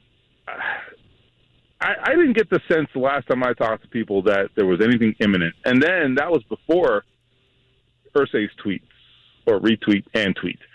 So I think they're definitely signaling to us that, like, hey, sit tight. I mean, there is the whole notion that the NFL they kind of frown upon major announcements on Super Bowl week. We're now at Wednesday of Super Bowl week. Roger Goodell has a big press conference today. That's going to be the big headline of the day. I mean, by the time we get to the end of Super Bowl week, unless it leaks out, they're not announcing anything. I can tell you that, like, almost for sure. Right. So I don't anticipate anything. No. Hey, did you go see Carrot Top in Vegas? I didn't know that. He looks awful. You were right, Jake. Oh, it's unbelievable. He and Madonna, like, there's some guys sailing the world on a yacht, a plastic surgeon. Like, hell yeah. I heard Steven had some success on the tables. So, okay, yeah, I did not go see Carrot Top because I was too busy winning lots of money at blackjack and then giving it all back in the subsequent days, because that's how it works. Yeah. I would like to know this, Steven. Shelbyville or Anderson, if you really want to keep going. I would like to know which is a more exhilarating high in a nightclub. Winning blackjack in Las Vegas or being accompanied by yours truly to see Too Short at the Vogue. Oh, I mean, that's pretty close, isn't it? Wouldn't you say? Let's not feed the ego any more than it needs to be fed here, Steven. Mm-hmm. It was a pretty good show, I will say. It was cool. Maybe that oxygen from Vegas is getting to Steven a bit in the old casinos. I'm jet lagged. Wait, how long were you in Vegas, Steven? He was a Pro Bowler, right? I was in Vegas for like 6 days, which is that's double too many days. Yeah, that's Way double too the many. max. Yep. Yeah, I mean, I was working. Don't get me wrong. I wrote a lot of stories. Like, I actually worked, right? But there's 24 hours in a day, man. And I was like, get me out of here. I got to go home. Yeah. 6 days in Vegas, So, yeah. You should get a free trip to somewhere to relax for that penance that you served out there. I know. Steven, thank you for the time. We'll probably see you here soon. All right, guys. Talk to you soon. Steven Holder right there on the Payless Liquors hotline. I think we've talked about this, Kevin. What's the longest, like, if you were going to do a Vegas trip? Yeah. 2 nights, 3 days? Yeah, the issue is that first day, though, is such a tease because you take the 8 a.m. flight out of here, you land at 8 a.m. local time, you're hit with a gong in the face by about 4 p.m. Yeah. I think it's probably a Thursday night flight, fly back Sunday. That's fair. You do Thursday morning, you got to look in the mirror. A little goes a long way, man. Oh, especially out there. Well, multiple facets. All right, Dustin Dopirak going to join us here in a few to talk more Pacers trade deadline, and they're back in action tonight in Miami against the Heat. Let's do a morning checkdown. The Morning Checkdown, brought to you by Ball State Basketball. Get your tickets at ballstatesports.com on 93.5 and 107.5 The Fan. Hey, we'll start out with the Cards. Chirp, chirp. Getting the win last night on the road. 4 in a row now for Ball State, as Michael Lewis's guys are 17-7 overall, 8-3 in the MAC, 65-51 over Central Michigan. It was Mickey Pearson Jr. with 13. Jalen Sellers, Demarius Jacobs, 12 points each, as the Cards get the 14-point win. Also, Butler, as I had adamantly predicted and insisted yesterday, 68-66 over the Johnnies of St. John's. Dogs now 12-13. They snap a 5-game losing streak last night. And then Indiana gets a big one in Bloomington. In Bloomington, 66-60. The drought against Rutgers is over. Trace Jackson-Davis, outstanding per usual. 20 and 18, 6 assists. Miller Kopp with a little show bump. He had 18 points. Some nice defensive plays from him as well. But a really important win. We mentioned this earlier. Last year, IU gets a big win over Purdue. The court storming, the Finney, all that emotion. Then they lay a huge egg in the next outing at home against a bad Michigan team. Last night, they play a team that was second in the Big Ten, and they were able to beat them. So now Indiana is tied for second in the Big Ten. They are 8-5. They have won 7 of 8. Here was Mike Woodson on the W. Tonight was another team effort. Thought everybody that played helped gut this game out. That team plays hard, man. And, we couldn't really get nothing going down the stretch from an offensive standpoint in terms of movement. We became stagnant. And somehow I got to help us when we get in that rut.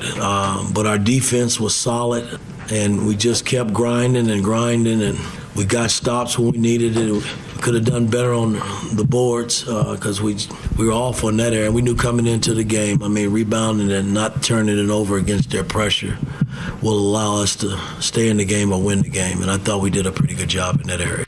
Jake, it's not often a team has a over 8-minute scoring drought in the second half of a Big Ten game and win it, but Indiana found a way last night. And like kick some ass. Was that the cameo to Maddie? Yeah. Can we hear that again, please? Let's kick some ass. There we go.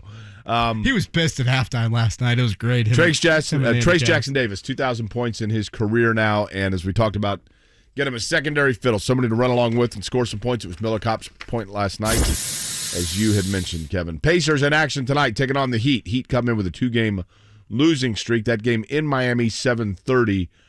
Tip tonight, and then as we talked about most of the morning, LeBron James now the all-time leading scorer in NBA history. Thank you, Mark. That's what I'm here nice for. Little. That was a great shot. Little step back off the left foot there, kind of Dirk-like almost. Did you watch it last night live, Mark? Yeah, I did not stay up. I was watching the game a little bit, and I was like, he had like 8 points in the first quarter. I'm like, it's already almost 11. I think I'm gonna turn in. Boy, when he turned it on there in the third quarter, I was like, thank the Lord, now I can go to bed. I knew he was going to get it, though, because he had the headphones with the number on it. I'm like, I don't care if the Lakers are getting blown up by like 25. He's going to break the record. Oh, he had throwback headband? He had it. Honestly, the only person that was going to stop LeBron last night from breaking the record was Russell Westbrook. Well, yeah. I mean, Westbrook hit Kareem right in the chest with a nice pass. Reminds me of, I had two buddies that went to an Orlando Magic game once. They were in Orlando like in 1988, 89, something like that. Like, oh, let's go to the Magic game. And they flash up on the video boards like Scott Skiles is 1 assist away from the all-time NBA record. And I think it was Donald Royal he passed to like 3 straight trips down the floor that like wouldn't shoot the ball, and people were just going ballistic upset. He eventually got the record in the game. But yeah, that's Russell. There were a couple of trips down the floor. We were like, dude, what are you doing? Which is typically the case with Westbrook these days. All right, when we come back, Dustin Dopirak covers the Pacers for the Indianapolis Star. We are less than 36 hours away from the NBA trade deadline. He's chatted with Kevin Pritchard here recently. What activity, if any, does he see from the Pacers? We'll ask him that next. 93.5, 107.5, The Fan. HAMV for your Central Indiana Joe Childers Run CarX locations. Maintain winter road readiness, oil changes, tires, and more. For the location nearest you, CarX.com today. Hey, Janie. You know what one of my favorite things about high school sports is? Seeing young fans in the stands cheering on their community. I love watching elementary-age kids wearing their team's colors, holding up homemade signs, faces painted, just full of hopes and dreams. I'm Janie Ulmer. And I'm Brian Lewis. We're both assistant commissioners of the Indiana High School Athletic Association. We're also both former student athletes who were once those young fans in the stands, dreaming about wearing a jersey for our high school one day. When you support high school sports, you protect the next generation's dream of representing their high school with pride. And you ensure the invaluable learning experience of education-based athletics is available for years to come. So buy a ticket to your high school's athletic events, because it doesn't just support today's student athletes. It supports tomorrow's too. This is investing in your community. This is protecting their dream. This is your IHSAA. Hey there, it's Jake Query for the Good Feet Store of Indiana. Good Feet Store with 2 locations. One is in Greenwood, the other in Clearwater at 82nd And Dean, I love the Good Feet store because of the arch supports that I have inside of my shoes. 3 different pair. One for running shoes, one for everyday, and one for just lounging around. Listen, the trained staff at the Good Feet store, they are going to take care of you with no appointment necessary. You can simply walk in. If you've had foot pain, or if you're simply wanting to be preventative about it, you go into the Good Feet store, get a quick imprint of your feet. It takes like 2 seconds. Then you get a free test walk around the store using the inserts to get a feel for what it's going to feel like to get your feet balanced out and get those pressure points taken away. I love the results that I've had from the Good Feet store. I am confident that you will get the same results. 800-639-3338 is their telephone number. That's 800-639-3338, or check them out online at goodfeetindy.com. Why does We Grow Hair Indy have the best hair transplant results? Because they have the best technology. And I'm living proof of it. Hey, this is JMV. We Grow Hair Indy has the technology that restored both my bald spot in my crown area and PRP to keep my hairline and non-transplanted hair looking good. This year, they can restore your bald spot and your hairline. Call 317-522-2995. 317-522-2995. Here's Darren Andrews to explain. Having that strong hairline again completely changes the way you see yourself. It makes a huge difference. A lot of people think the crown cannot be transplanted. It's actually an area of specialty for us with our multi-unit hair grafting. My hair is going to grow the rest of my life, and that's exactly what I want. Call 317-522-2995 to schedule your free evaluation. That's 317-522-2995, and check out my results at WeGrowHairIndy.com, the gold standard in hair restoration. 93.5 and 107.5 The Fan, your home for Indy sports. Now with even more ways to listen. Listen on air. Online at 1075thefan.com. And on our free app. Stay connected to all things Indy sports, including the latest news, show blogs, and catch up on what you missed with our podcast. We're never more than just a click away. Download our app at Google Play and on the App Store. From your home for Indy sports. 93.5 and 107.5 The Fan.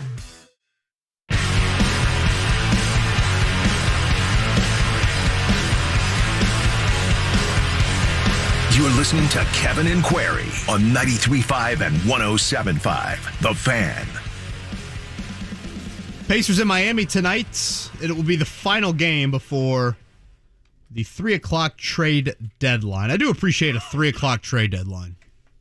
You don't have to wait till like midnight. Yeah, it's better than the midnight, correct. So 3 o'clock Thursday, if I remember correctly, the Oladipo to Houston, James Harden, Karis LeVert, all of that happened really close to the deadline a couple of years back. We'll see if the Pacers get involved with anything here in the next day or so. To chat more about that from the Indianapolis Star, he is Dustin Dopirak. Dustin, I want to start here. I think anytime you kind of evaluate a team at the deadline, particularly one that is, you could probably make cases for both sides of buyer, seller, probably fall somewhere in the middle. You kind of look at where do they have a lot and where do they not have as much. So if I threw that to you, where do the Pacers you feel like have a surplus, and where do you feel like they need help? They got a surplus at the backup five, and on some level they need to at least try to move somebody, I think, out of that situation. I mean, on some level, all three of their backup centers, Daniel Tice, Isaiah Jackson, and Jalen Smith, give them something a little bit different. Jackson and Davis are kind of, Jackson and Smith are kind of similar body types. But Smith, I think, has a little bit better touch around the rim. He's a little bit of a better outside shooter, even though he hasn't done a great job at that. And he's probably a little bit of a better rebounder. But Jackson's a better, floor runner and better rim protector. So there's some slight differences there, but I think they ultimately want to keep those guys and just sort of find out what each of them have. So I wouldn't be surprised to see them move Daniel Tice, and I think that might be a reason why he's getting so many minutes right now anyway. But if they kept him, I mean, they could live with it because there is something he gives them that they don't. I mean, just as a wider body, sort of, big muscular guy, sets bone rattling screens, boxes people out. I mean, he's still figuring out his, what he's doing with this team. But obviously, you've seen him be valuable for playoff teams in the past. Was with the Celtics through the finals last year. So he's a piece that they could move just to sort of pick up something. And the area obviously they're missing that they need is power forward. Obviously in the starting lineup, they Aaron Nesmith the three, obviously was playing the four. I mean, he does play more physical than anybody else. Really, they've put in that spot, and I think plays above his 6'5" size, but he's still 6'5", and it's causing them some issues on the glass. I mean, I guess the guy really does get after it on the board, so I don't like to talk about him like he's a bad rebounder or anything like that, but it's just there's just only so much you can do in the NBA when you're 6'5" when it comes to just grabbing stuff off the glass. And the fact that he only averages right around 4 rebounds a game is an issue, and it's part of the reason why I think they're about 25th, 26th in defensive rebounding. I think it was 25th when I wrote a story on Sunday, and it might have gone up or it might have gone down. But the bottom line is they're not finishing enough possessions. There are times they're doing a good job of defending the first shot and not doing a great job of keeping them off the glass and keeping teams away from second chance points. So they need rebounding, and they could really use it from the power forward spot. The question is where they go after it now, as they're sort of heading towards 10th, 11th in lottery position. When what's the ultimate upside for this group, and what are you willing to trade to get to that? But on that basis, what do you need? You need a power forward. What can you afford to lose? What could you really need?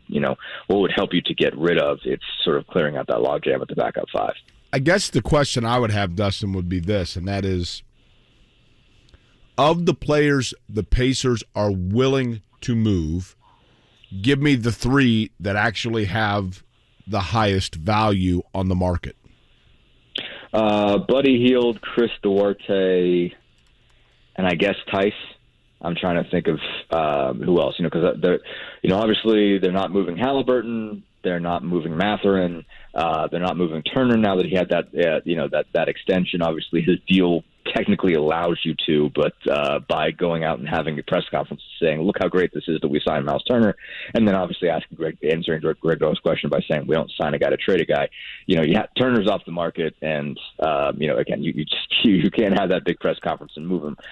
So those guys are off the market, and I can't imagine they would move Andrew Nembhard. I think they want to see what they've got with him, but I think they're really proud of themselves for getting him, and like what he brings to the table. So I'd be really surprised if they moved a guy like him. I'd be surprised if they moved Aaron Nesmith. I think they really like what they're getting from him as well, especially with that deal. So I think those guys are pretty much off, just on the basis of their youth and whatnot. So, I think he'll still get you something. I think he still gets you a good bit. Obviously, the guy's leading the league in three-pointers. He's 30, so he's not crazy old. And, you know what you're getting from Buddy. You can't make him the centerpiece of your entire offense. But, he can still get you buckets. And, obviously it's a question on a place where he fits. If you put him in an unstable situation, I don't know if that's going to be very good for him. But if you find a team that really likes him and appreciates him, and a chemistry of guys he gets along with, he can be really valuable for you. But they also like him where he is. I mean, I'm sure that they're willing to listen to offers and willing to entertain basically a package where they could get something really good for him and some other guys. But they're not rushing to get rid of him. They are happy with what he's produced. They like what the chemistry he brings with Tyrese, and all of that's important. So if they're going to move him, it would take a lot. But I think Duarte still gets you something, even though he's had his struggles coming off the ankle injury.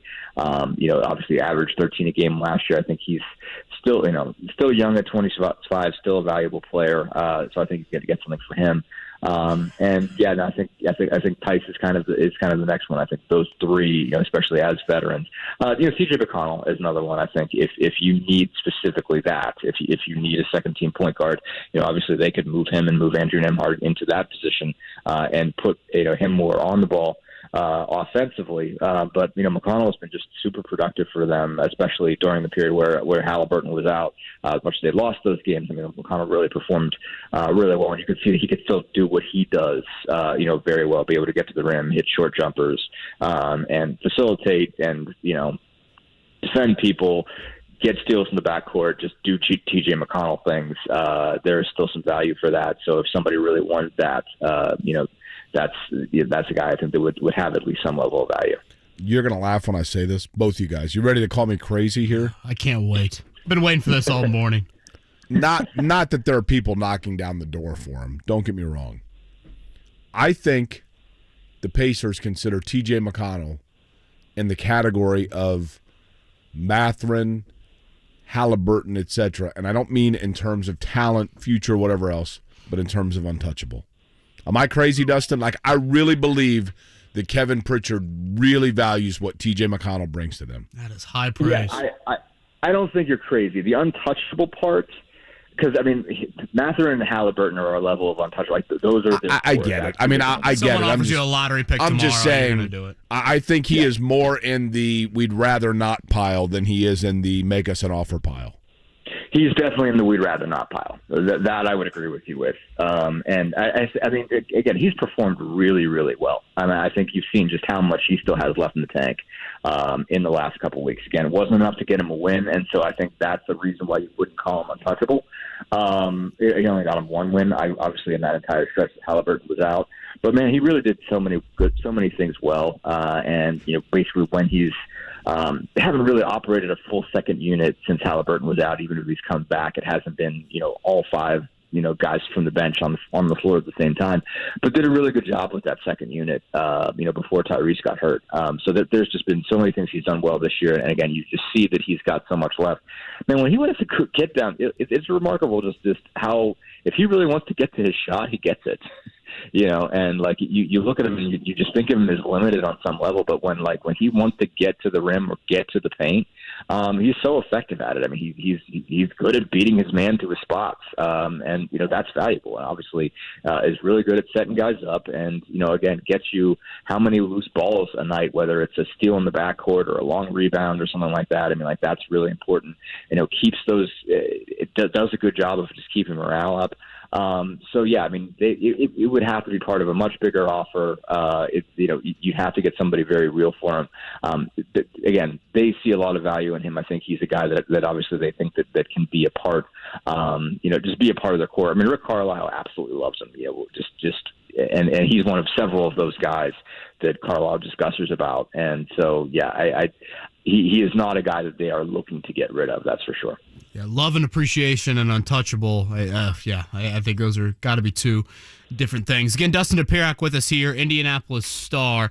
Dustin, you were at the Miles Turner press conference. You've chatted with Kevin Pritchard, recently about the trade deadline. Do you get the vibe that the goalposts have moved a bit from wins and losses don't matter at the start of the year to now, we are starting to win. That's going to impact what we do at the trade deadline. 100%. Yeah, no, I mean, I think he said that the one line he used was, I'm just so bullish on our guys. And he did say, I am looking at this team a lot different than I was in October. That's not the exact wording or whatever. But do you think that's more individual pieces or wins related? Both. I mean, he also did say, this isn't going to be our best team. I think that's something. That's another thing he said was that we're not looking at this as this team has to win right now, and we're not looking at this as we've got to go all out. We've got to throw something for this team because it has to have its best chance to maximize its position. It's more of a sense of I have more of what I'm going to need than I expected to, and we're further along in the rebuilding process than we expected to be, but we're not necessarily in the place where it makes sense to go all out for this year, because what are you going all out for? What's your ceiling? And right now it looks like your ceiling is to get into a playoff series, just to get to one. And it's if you're not going to be able to win a round, if winning the play-in and ending up in the 8 and playing the Celtics is your best-case scenario, what's that worth?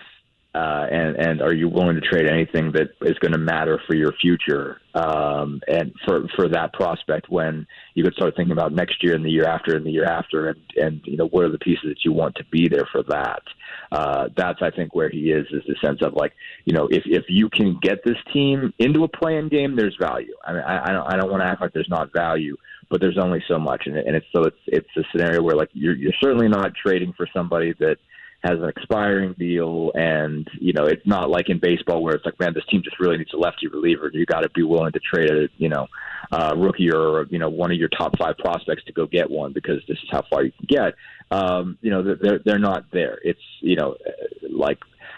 I mean, I could see. I don't think they're going to go after John Collins for other reasons, but somebody that has some time left on his contract, and you could say, okay, well, that's going to be a piece for you going forward. If you go get that person, it fills the hole that you're missing, and that's going to be a core piece for you as you get closer to being a championship team. That's the thing that obviously they would be willing to do, but they wouldn't go. you're not getting a rental is the point. This team doesn't need rentals. It's not going to go far enough for it to make sense for them to trade anything of value for a guy that they're going to lose. My prediction, if they make a move, it is actually the surplus of number ones that they use to sweeten the pot. Yeah. To move somebody and then upgrade that position. That's my prediction. Yeah. Because I think that they feel like, Dustin, they've got good positioning. Because those two number ones they have from Boston and Cleveland are going to be late, and then they got Houston's second round pick, if that makes sense. Got 4 in the top 32. Correct. Right now. So they've got 3 picks between 25 and 35. I'll bet they unload 1 or 2 of them. Yeah, no, absolutely. I mean, Kevin Pritchard went so far as to say is that he said we almost certainly won't bring in 4 rookies because they're young enough as is, and it's just the phrase he used, and it's a little gruesome, but to get to his point, it makes sense. He says when you have so many young guys that kind of cannibalize each other, and he's right. I mean, I think you just see what's happening between Smith and Jackson right now. Having 2 22, 21-year-old guys at the same spot where you already have a starter. Again, you're trying to figure out what to do with 18 minutes a game. And even before Tice came back, I mean, they were basically alternating that. So like one of those guys who they really believe in and think have bright futures is getting a DNP on basically every other night. So they have a logjam there already, and it's like, okay, well, what else? Who else are you bringing in that's going to be in a similar position? You're starting to get a bunch of young wings. When you've got Duarte and you've got Mathurin, and obviously they do need more. Their needs, again, I think they need more power forward. I think they could use another high scoring, high usage wing. I think they just need another top player basically to be a part of this thing. I just think there's just a little bit more talent to be part of this core. But you do run the risk of, okay, well, when's that guy coming off the floor? How are you getting this guy minutes if you have to play this guy? They're not too far in the future for that, especially with the young guys, and they could easily find some players stuck on the bench. And they've already had talented players. Gogo Batate was a first round pick, and they're going to have to move him because he's not getting any minutes at all. So if you bring in another surplus on top of what they already have, with all the guys they already have on this team, they have 5-6 guys that are 23 or younger, might even be more than that. Then you are really running the risk of having guys not be able to get minutes when they need time to develop. I mean, you might be sending way too many guys down to Fort Wayne. So they are, I think, certainly willing to move those picks, particularly the Cleveland and the Boston pick. I think obviously they look at those as first rounders. They think they'll be valuable. Again, the issue is going to be that Cleveland and Boston are going to be bottom 10 draft picks by the time it's all said and done in the first round. So they're only going to be so valuable, but I think they absolutely are going to look to move them back. He said, again, Pritchard said, I can't imagine bringing in 4 rookies, so I just don't think they will. And one of those is going to move at some point, whether it's now or before the draft. Tonight, it's a 7:30 tip from Miami. Pacers, last I saw, 6.5-point underdog. Kyle Lowry. Victor Oladipo, who Dustin knows well from the IU beat back in his days. And then, of course, the trade deadline tomorrow at 3 o'clock. Dustin, good luck with the news cycle here over the next 24, 36 hours. Thank you. Appreciate it. Thanks so much for having me, guys. Dustin Dopirak right there from the Indianapolis Star on the Payless Liquors hotline. We'll continue the Pacers trade deadline conversation.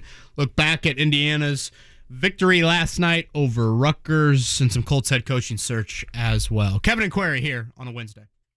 Texting enrolls you in a recurring automated marketing text messages. Consent not required to purchase. Message and data rates may apply. Nice run. It's great being back out on the mountain. You sort of disappeared for a while. Everything okay? Between you and me, it was lower testosterone. Lower T? Yeah. The doc told me once you hit 40, your body has less free testosterone, and that can make it harder to stay in shape. That's why I started taking Nugenix Total T. It's made a huge difference. Oh, I've seen that on TV. Is it for real? For sure. It's the #1 doctor-recommended testosterone booster. It boosts free and total testosterone levels to help you get back the drive and energy from your youth. My wife, my boss, my kids, everyone has noticed a change in me. Do they still give out complimentary bottles for people to try for themselves? Yes, just send them a text. Guys, text DANDY to 321-321 right now for your complimentary bottle of Nugenix Total T. Nugenix is the #1 selling testosterone brand at GNC and Walmart. Plus, text now and we'll include a bottle of Nugenix Thermo, our most powerful fat incinerator ever, to help you get back in shape fast, absolutely free. Text DANDY to 321-321. That's DANDY to 321-321.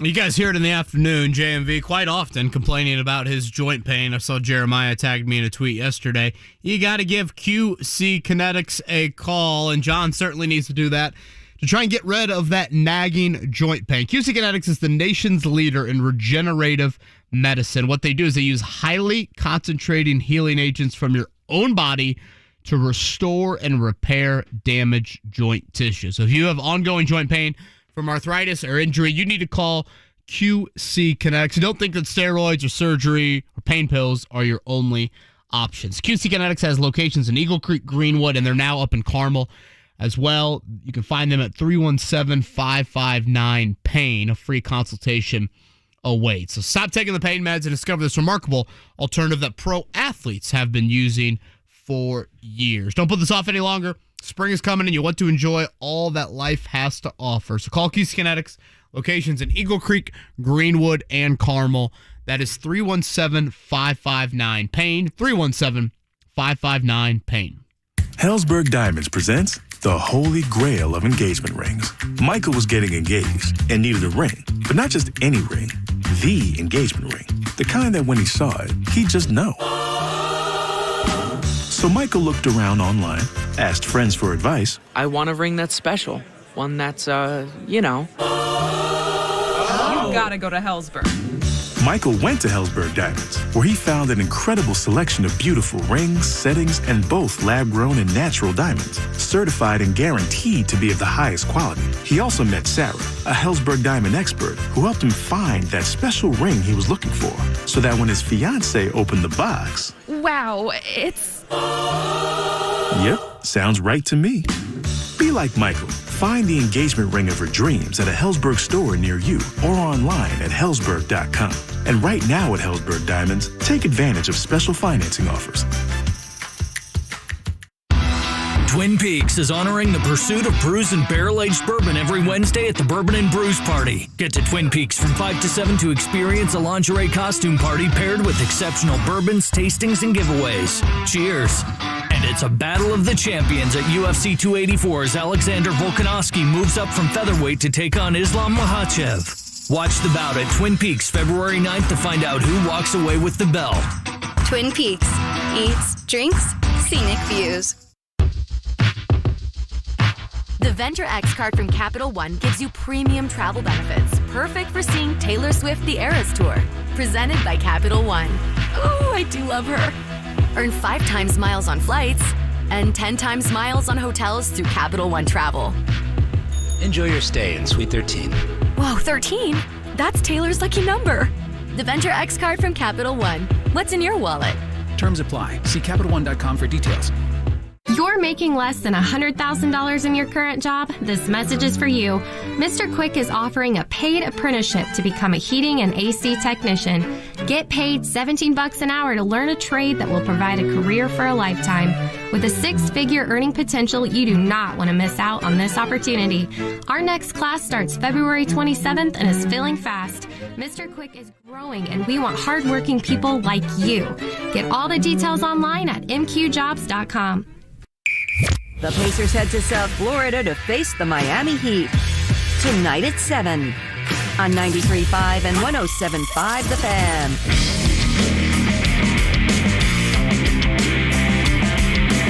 You're listening to Kevin and Query on 93.5 and 107.5 The Fan. I was just asked a very interesting question regarding the Colts and Frank Reich, Kevin, which I'll get to in a moment, but I have a bit of a conundrum that I need people to weigh in on. You ready for this? Sure. The Pacers G League team, the Fort Wayne Mad Ants, right? In baseball, if you are the Pittsburgh Pirates, well, you're a Reds fan, right? Yeah. So you take a Reds player, if they go to the minor leagues, what do you say? They've been sent what? Sent down? Okay. Correct. So for the Pacers, if their G League team, which is essentially their minor league team, can we agree with that? Right? Yeah. If you get sent to Fort Wayne, you get sent what? Yeah, I would say you get sent down as well. I know geographically you're technically sent up I-69, but... Right. Like, do you have to drive up to Fort Wayne to get sent down? I would think there are some Major League Baseball teams that probably have their AAA affiliate that are located north of their MLB team, and I think they still use the phrase sent down. I understood, except for that because Fort Wayne's in the same state, anytime anybody from Indianapolis goes to Fort Wayne, they say, I went up to Fort Wayne yesterday.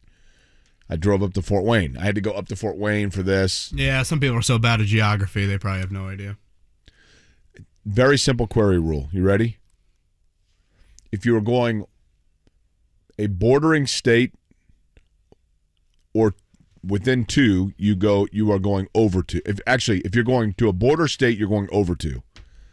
If it's north, it's up. If it's south, it's down. If you're going more than one state, you're going out 2. So like you go over to Illinois, you go out to Missouri. Right? I just say I'm going to Missouri. You're going down to Kentucky, you go up to Michigan, right? But then Fort Wayne, these are the things. This is why I haven't slept. These things keep me awake at night. We come back. We'll get to the Pacers trade deadline. Again, Indiana, an important win yesterday over Rutgers. People are driving in their car. They're saying, that guy thinks like I do. For Mike Woodson's Hoosiers. He's equally neurotic. Coming up on the pop quiz, we'll give away 2 to Ball State. They won again last night. Michael Lewis' team's playing pretty good basketball. That's up in Muncie. So we'll give away those tickets coming up for the pop quiz at 9:30. Kevin and Query here on what looks to be another nice start to this Wednesday morning. Pretty legendary evening inside Assembly Hall. An unbelievable performance. Round number 1 going to IU. We stayed composed in that second half. Trey Galloway of the Indiana Hoosiers. We knew they were going to fight back. Purdue just didn't get the scoring. If you're talking about it. Trace Jackson Davis, 5 blocks. How does Indiana react? We're talking about it. That is the 4th time in Assembly Hall history that a number 1 ranked team has come in and lost. Your home for Indy Sports. 93.5 and 107.5. The Fan. Let the professionals help you find the perfect gift for your Valentine. With a $100 gift certificate compliments of Barrington Jewelers. Enter today at 1075thefan.com for your chance to win. Hey, it's Dan Dockich for Affinity Whole Health. Guys, do something for yourselves. Go to feelgreatindy.com. I'm on a testosterone replacement program with Affinity. Let me tell you, the benefits are amazing. Go to feelgreatindy.com. That's feelgreatindy.com. When you're an innovative business, every blinking cursor, every blank page is an opportunity. What will you do with it? Will you make something better or create something new? Our Dell Technologies advisors provide you with tools and expertise to do incredible things. Because we believe there's an innovator in all of us. For advice on smart PCs powered by Intel V Pro that's built for business, call a Dell Technologies advisor at 877-ASK-DELL. It's not easy being the one everyone counts on to keep your operation running, no matter the weather or supply chain hiccup.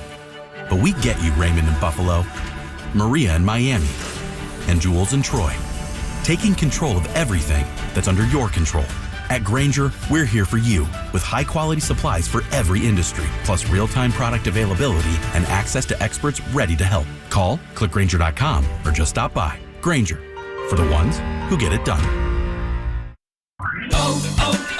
O'Reilly. Protect your engine with Syntec Full Synthetic Motor Oil at O'Reilly Auto Parts. Syntec is designed for today's engines to dissipate heat and reduce friction and wear. Get 5 quarts of Syntec Full Synthetic and a MicroGuard Select Oil Filter for just $33.99, plus 2 times O Rewards points. Choose Syntec, available exclusively at O'Reilly Auto Parts. O'Reilly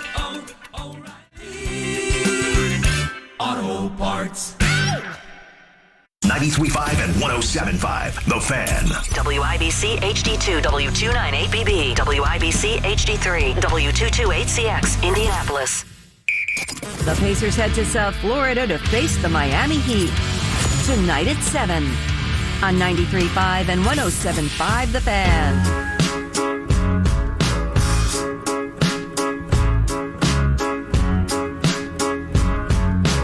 You're listening to Kevin and Query on 93.5 and 107.5. The Fan. It's the 9 o'clock hour in Indianapolis. Technically, it's the 9 o'clock hour everywhere in the Eastern time zone. My name is Jake Query. Kevin Bowen here as well. Mark Dykton, man in the controls. That's Kevin and Query, the now top 15th ranked middle market FM station between 100 and 108 on a dial in the country. Top 15 sounds better than just saying 15th, right? Kristen Airy texted us yesterday. Congrats on being top 15. I mean, we could be 11th for all we know, right? I kind of like Chris's. That was a good PR spin on it. I look at it this way, though. If you look at the shows that were in front of us, you got Birmingham, Cleveland, Charlotte, Buffalo, Kansas City, Oklahoma City. I mean, what are they talking about? Well, that was a big night for them. They got Please, Thunder, don't leave us. They got a big win last night. You know, that Cowboy Hall of Fame, I personally think Roy Rodgers is his year. I mean, is that what they're talking about? Nashville, Pittsburgh, Baton Rouge. They probably are not going over the rankings and analyzing every city.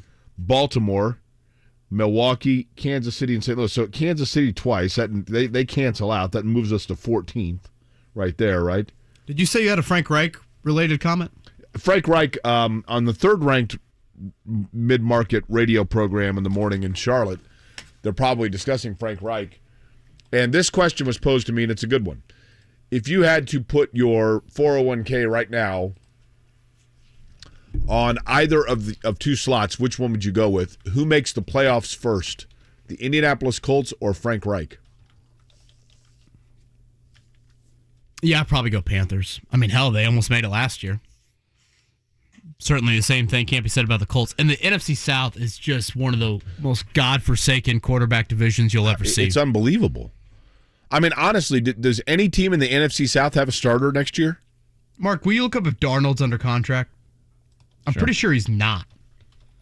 So, Jake, if you were to look at the under contract quarterbacks, Marcus Mariota not under contract, Jameis Winston not under contract, the best under contract quarterback in the NFC South is Desmond Ridder.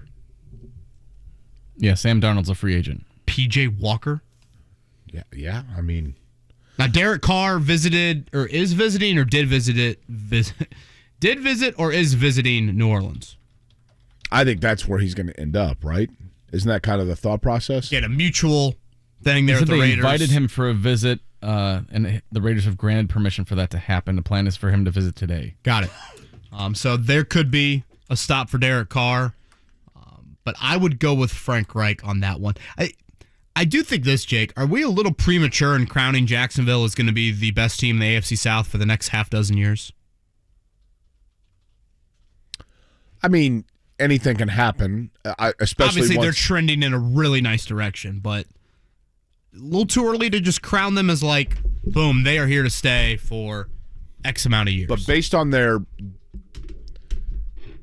record wasn't like, where did they finish in terms of the AFC and record? In other words, what will their schedule be next year? Well, they won the division, so they'll play all the first place teams in the AFC. I was thinking it goes by where you rank. I mean, if they lose week 17, they don't make the playoffs. Right. It's not like they won going away. I mean, they have, but Kevin, they have the answer and solidarity at the most important position in sports. Without a doubt, and he certainly took a huge step forward. I don't know if I look at them and say, pencil them in for 12 wins for the next 5-6 years. But I think you do. Here's the thing. They have a tough opponent. I'm looking at their opponents real quick. Woof. Understood, but here is the thing. They have they have fewer questions about themselves than the other teams in the AFC South, right? Definitely. In the NFC with Carolina, there's no Jacksonville equivalent in the NFC South. And this is the other thing. Like, where is the wild card opening in the AFC? Yeah. I mean, if Kansas City wins their division, you still have the Chargers in that division vying for a wild card. If Cincinnati wins their division, you still have Baltimore and Pittsburgh vying for a wild card. Miami just made the playoffs. Yeah, if Buffalo wins their division, you got Miami vying for a wild card. In the NFC, I mean, the NFC East maybe, but it just there seems to be a lot more talent or middle pack balance in the AFC. Yeah. It's a conversation we had last year. I've never seen the AFC this deep, and you could argue it's only really grown after last year because I remember a conversation we had this time last year was arguably the two worst teams in the AFC last season, 2021. You would say were Jacksonville and the Jets. Well, they both were playing with quarterbacks drafted 1 or 2 overall. Yeah. So the conversation was, what would happen if either of those two quarterbacks took a step forward, a la what we saw with Peyton Manning from 3-13 to 13-3. Well, Zach Wilson didn't sniff it, but Trevor Lawrence sure as hell did. So that, I think, is the reminder of... Is Zach Wilson out of... Does he get a second shot somewhere? Or is this it? Oh, I think he'll still get another shot. I mean, hell, if Carson Wentz got as many shots as he did, and even Tannehill got a second shot. Yeah, I know that Wilson's play definitely wasn't at the Wentz level early in Philly, but I think he'll get some sort of chance. I was saying in the break, if and when Rodgers gets traded from the NFC, give me your top 5 NFC quarterbacks next year. It's wild. Boy. Especially with Brady retiring. You got to start with Jalen Hurts, right? Mm-hmm. Prescott? Yeah, I put Dak up there. Stafford? If he returned, he was banged up last year. So Stafford / Kyler Murray? Oof. And that's top 3? That's like top 3. You're debating top 3 already. I mean, again, more to fill. Jared Goff after what he did last year? Daniel Jones? Did you see what he might be getting in a deal? 35 to 37 million? I don't know if I'm ready to go there yet. Kirk Cousins? Daniel Jones. I think I'd go Goff before I'd go Cousins or Jones. Okay. The 4th string guy for the Niners? Seriously. I mean, hell, the Niners' 3rd string quarterback might be better than 5 different NFC team starters, right? Mm-hmm. Which is crazy to say, but that's the reality. That's why I think the debate... healthy Garoppolo? Yeah, the debate with, is Frank Reich's Panthers going to make the playoffs first or the Colts? It's got to be the Panthers. Yeah. Without question. I would agree. Saw yesterday Brian Flores to the Vikings as their defensive coordinator. This takes away a finalist in Arizona. So right now it's Indy and Arizona, the 2 head coach openings. Arizona has Mike Kafka on their finalist list.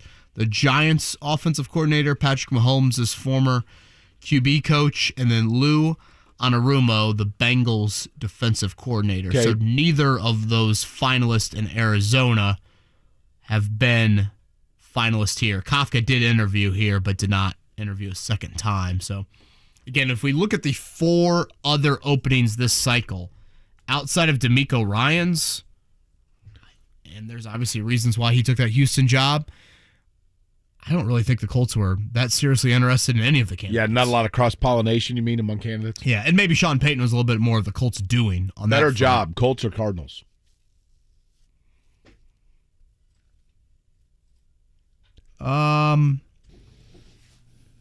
What's the better job? Uh-huh. I'd say the Colts, because at least you get your pick of quarterback, whereas with the Cardinals, you're stuck with Kyler. And you have to actually like him, which apparently has been the hard thing to convince coaches. Very good point. I think don't they have the 3rd overall pick? I believe that's... So if they wanted to, again, financially it would really hamstring them, but if they wanted to make some huge sacrifice, they could try and get rid of Kyler. I think that Arizona... Doesn't Arizona just kind of seem like one of those franchises, though, that you're like, is that really an NFL franchise? Like, do they have a serious fan base? You know what I mean? Just kind of certainly a fair question. But then they show up and they make these like weird runs every 8 years. Boy, it'd be a nice place to live. On the Shane Steichen front, and I don't know, Jake, does Jim Irsay's tweet yesterday indicate anything to you on days, not hours? Would you slot anyone else in the favorite group if you had to bet on anybody? No. I mean, when he says days, I think the thing about like days, if I were to give you hours, $10 right now, who would you put that $10 on? You had to put all $10 on one.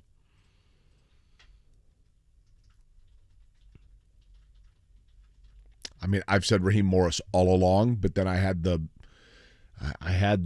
vision, man, Aaron Glenn. It's one of those two. Yeah, I'm glad you've gone vision, not dream. I don't think I was necessarily in full REM sleep. I think I'd probably put the $10 on Steichen. Again, I'm not overwhelming with that thought, but his quarterback history, I think you have to really like that. Again, Phillip Rivers, and by all accounts, Phillip Rivers and Shane Steichen are extremely close still to this day. And knowing Phillip Rivers, That dude's not hanging around with unintelligent human beings about the game of football. So you're going to get an extremely bright-minded coach, and then you look at what he had after Rivers, Justin Herbert and Jalen Hurts, two obviously young quarterbacks, two different style quarterbacks. That, to me, has got to be pretty attractive as well. If you want to maintain the defensive system currently in place, Shane Steichen and Gus Bradley worked together with the Chargers for 4 years. He was a college quarterback, Jake, at UNLV, so you know that, again, he's handled playing this position. I think there are definitely some reasons to like a lot of what Shane Steichen brings. I think anytime you've got like the super intellectual, bright coach, there is that worry of like, can you connect with everybody? You know, it's not just, you know, crazy math inside of the quarterback room. You do have to be the head coach. But I think given the Colts situation, there's a lot of reason to like what's there. Do we get caught up in association, though? In other words, do we know that Shane Steichen's a really good coach, or are we thinking of him in association of he's kind of like Sirianni, who we should have kept? So that's who we can't get Sirianni. I don't even know if he's like that. We can't get Peyton Manning, so we got Jeff Saturday. We can't get Sirianni, so we're going to get Shane Steichen. We et cetera, right? Yeah, I don't get the vibe that he is Sirianni personality. But to your point, Jake, I think we do that with every candidate. I mean, you look at everything. Correct. Oftentimes, guys are not hired based on who they are, but rather who they remind you of. It's glass half full or glass half empty. And a lot of it is just a 180 of what you previously had. I mean, if you look at Carolina's candidates, they went super young or super offensive with a lot of their candidates. That was the stark contrast. Obviously, Denver, the hire they made. Houston was very young compared to what they went with Lovie Smith and David Culley each of the 2 previous years. But yeah, again, I don't feel uber confident with it, but if you were to say $10 on one person right now, I'd probably go Steichen. Do you know where Shane Steichen went to college? Yeah. You do? Did you already say it? Uh-huh. Did you say it already? I thought I did. Maybe I didn't. Stephen Holder was just there, right? Correct. UNLV. Do you know the most famous quarterback to come out of UNLV? Or the most famous running back to come out of UNLV? Definitely not Shane Steichen. I think Scott Turner is an NFL coach that also played quarterback A very popular Eagle. Mark, you got a guess? No, Randall Cunningham. That is correct. Nice. Do you know the running back, Mark? Is it Icky Woods? Look at the big what in the brain on world? Mark. My UNLV knowledge is untouched. Gosh. Who had 38 in the 1987 Running Final Rebels. Four against Indiana and a 97-93 loss? LeBron James. I don't know. That'd be Armand Gilliam. Oh, okay. Yeah, I don't think UNLV, I'm not acting like Shane Steichen was some, all Mountain West quarterback there for 20 years, but certainly he's played that position. He's calling plays in the Super Bowl, and we'll see how the rest of the week plays out. Do you think, again, I want to reemphasize this point, though, Kevin, when I think a lot of people thought when Irsay came out and said this will be days, immediately people thought that it's got to be somebody who is currently in the Super Bowl. But while it is not forbidden, it is strongly suggested that teams not make an announcement Super Bowl week anyway, correct? Correct. Which is kind of a dumb thing, but whatever. And again, the agreed to terms announcement you saw Carolina do, you saw Denver do, but then they waited several days before Frank Reich and Sean Payton put pen to paper and then had their official press conferences. I don't think the Colts are going to go down that path. I think Chris Ballard has so much embarrassment and nightmarish thoughts about Josh McDaniels. You're big on that, right? Yeah. I think they will wait to make sure this is final. Everything is good to go before they make an announcement. I mean, Jake, picture yourself in that organization. And for 8 hours, Josh McDaniels' tweets were going out. Josh McDaniels on the face of your website. You're sending out, ticket forms with Josh McDaniels on it. And then he tells you no. You'd probably have some embarrassment still. You'd probably have some scar tissue about it. So I totally get why they're being so hesitant and not having the typical NFL announcement where you get the agreed to terms and then the press conference comes a few days later. I could be wrong on that, but that's my thought. I'll never forget getting that alert. Josh say it was 11 a.m. in the morning. 11 a.m. in the morning, the announcement. He agreed to terms. Right. And then it's like 7 o'clock that night. I was going to say just after dinner. I was at a park. My buddy Torian was playing in a Parks Rec League basketball game, and I was in the stands, and all of a sudden I looked down, I'm like, man, my phone is just blowing up. I'm like, wait a minute, what? Thanks, but no thanks. Okay. Wild. Absolutely wild. Yeah, the YouTube chat's commented. Yeah, I forgot that Kenny Mayne, ESPN Kenny Mayne, was a quarterback at UNLV. Colin Cowherd went to UNLV, didn't he? That always dumbfounds me. Kenny Mayne, college quarterback. I always thought Kenny Mayne's shtick got really old really fast. Am I the only one that thought that?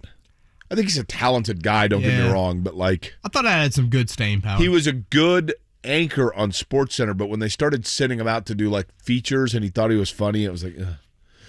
Probably Kenny Mayne's not greatest moment was when he was the 1 year that they had him as the MC for the Indy 500 victory banquet.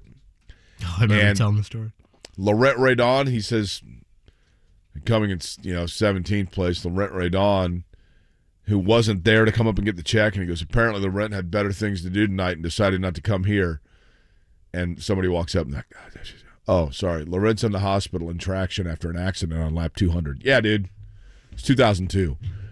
The accident with Buddy Lazier that led to the controversial Paul Tracy Castro Nevis finish. I want to go back a little bit to last night, Jake, and Indiana's win over Rutgers. Obviously the first time since 2019, and their inability last year to handle, honestly, you could point to it earlier this year. I know North Carolina's fallen off a cliff, but Jake, think about the hype after beating North Carolina. And all of that, the pomp and all the, oh my gosh, Indiana, what a huge win. They beat the defending national runner-up, all this stuff. And they go to Rutgers then a few days later and really get handled. Last year, you beat Purdue on your home floor, the court storming, et cetera, et cetera. Then you lose by 18 to a Michigan team that was bad last year. That was a 500 Michigan team that came into your building. Last night, here you are, playing at home, reacting after a big win, your first game after that emotional win, and you're playing a much better opponent that I think certainly Michigan was last year, and you kind of beat them a little bit at their game. It wasn't like the prettiest looking win by any means. You didn't score 79 like you did against Purdue. There were some ugly moments in the second half. You go through a scoring drought. At this point with Indiana, you're looking for steps. Preseason, everybody thought legit Sweet 16 sort of contender. They've won 7 of 8. They just won a game that they had lost last year kind of in a similar fashion. Now the next question will be, can you do it away from home? You did it against Illinois last month. That will kind of be the next question on the list. But I thought last night was an important step for them in continuing to try and show those preseason expectations were not unwarranted. I thought, Kevin, define what you mean when you say like at their own game. I thought it got pretty mucky and pretty loose ball, offensive reboundy in the second half, and that's where Rutgers excels. Yeah, that's fair. And to be fair, that's part of why Rutgers got back in the game. But if you look at how Indiana iced that game last night, Jake, it was a Trace Jackson-Davis offensive rebound that he put back in, and then Trey Galloway did the same thing with a three-point play late. Like, the one thing... That's Indiana winning a little bit in a different way. The one thing that... And by the way, it was Freddie Banks had 38, Armand Gilliam 32 in 87. Sorry, Mark. Mark was all over that. Alfred had 33, I know that much. The thing about the game to me last night, Kevin, was I really did feel like in the second half that Indiana did... every time Rutgers got within 5, like when it got down to 5, you were kind of worried, right? Like it's a 10-point game, it gets down to 5, and you're like, wait a minute. Got to 3 and 2, I think, at one separate points. But it just felt like they never let them fully get over the hump. And to your point, kind of a grind down, not necessarily a pretty game. I guess that's your point there, right? I mean, that an 8-minute scoring drought. Yeah. How many times last year did we say 8-minute scoring drought No doubt. that they couldn't overcome? The game totally got away from them, right? But I just felt like it was like they kind of controlled the game, Indiana.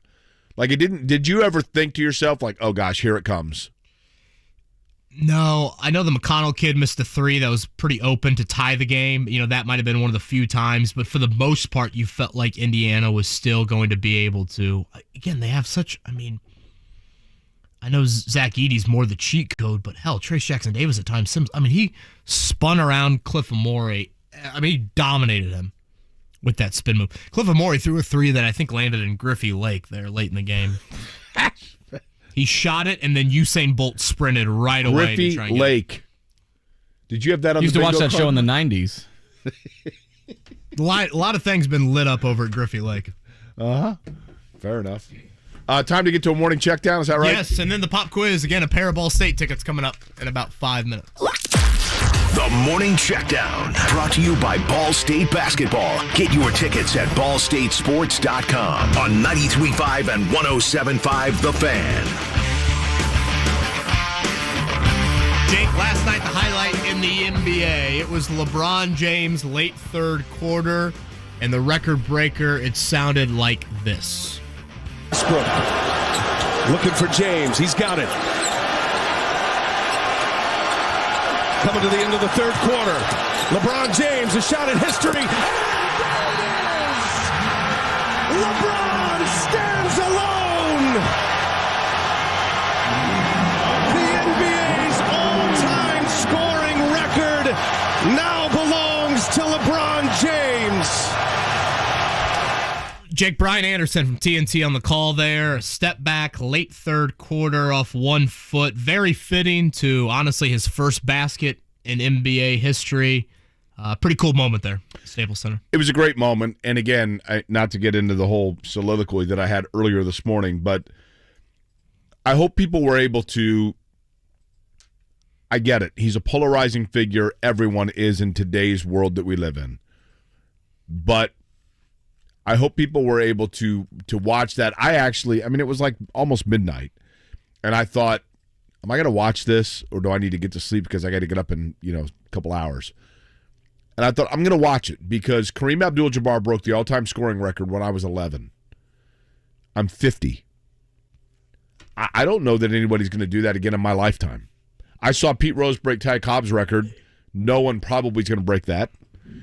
There are certain moments in sports that you have to appreciate in the moment itself, and I think you also need to appreciate it because LeBron James is one of the very few players that was tabbed for this moment at the age of 15 or 16 and never fell off the balance beam.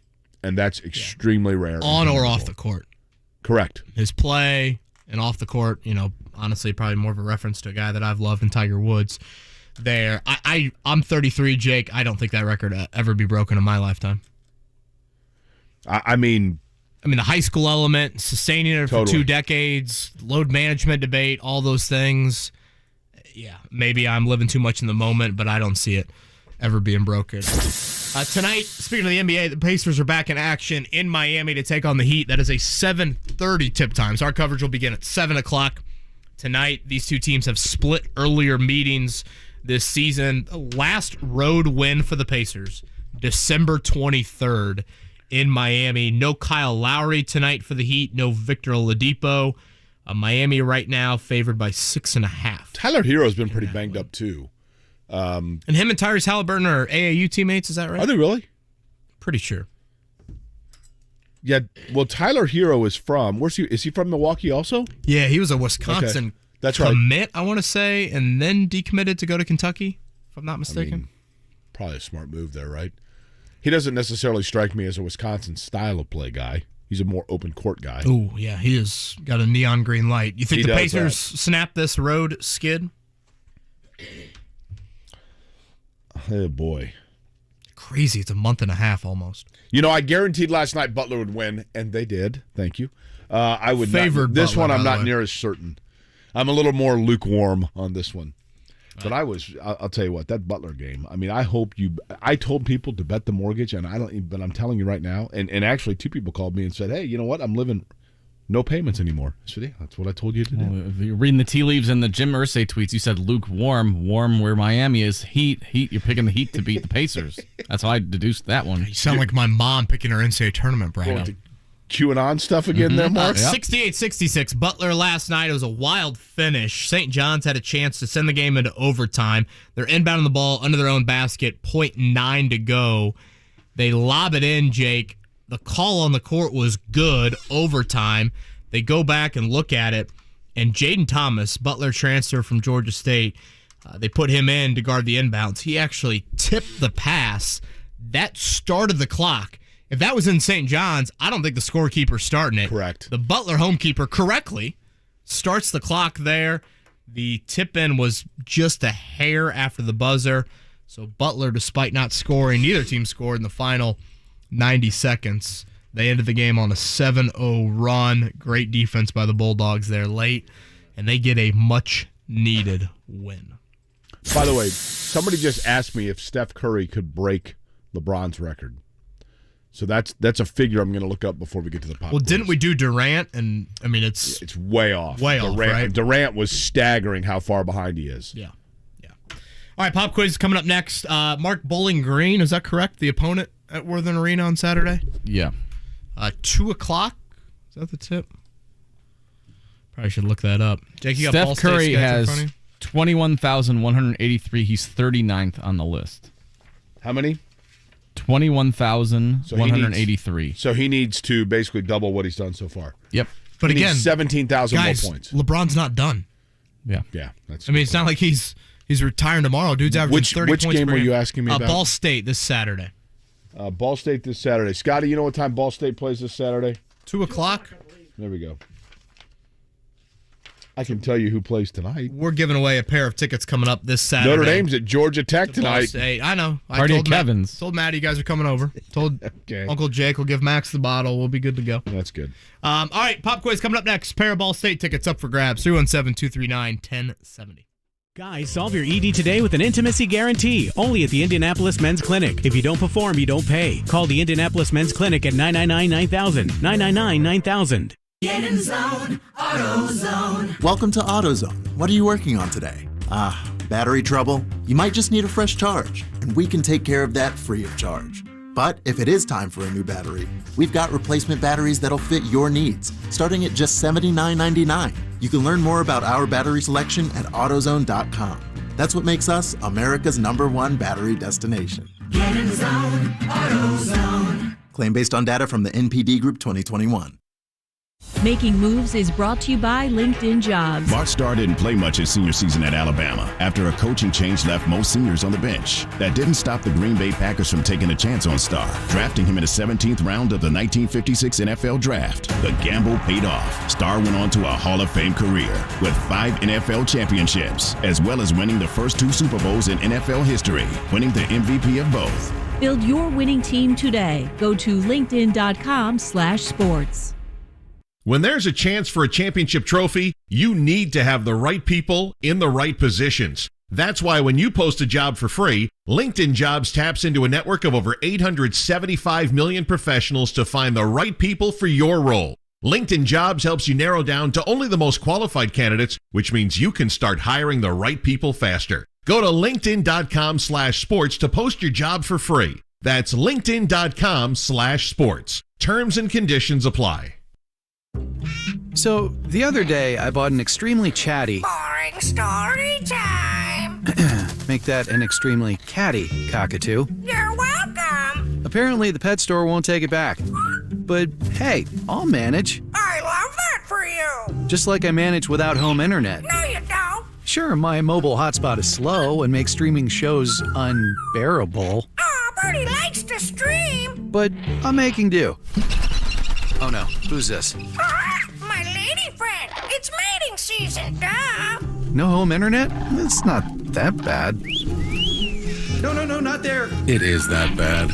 Don't settle. Switch to Xfinity and get one line of unlimited mobile and home internet together for $50 a month for 12 months with no annual contract. Go to Xfinity.com, call 1-800-XFINITY, or visit your local Xfinity store today. Restrictions apply. Requires paperless billing and auto pay with stored bank account, equipment tax, and fees extra. Reduced speeds after 20 gigabytes of data usage. Offer ends 3/21/23.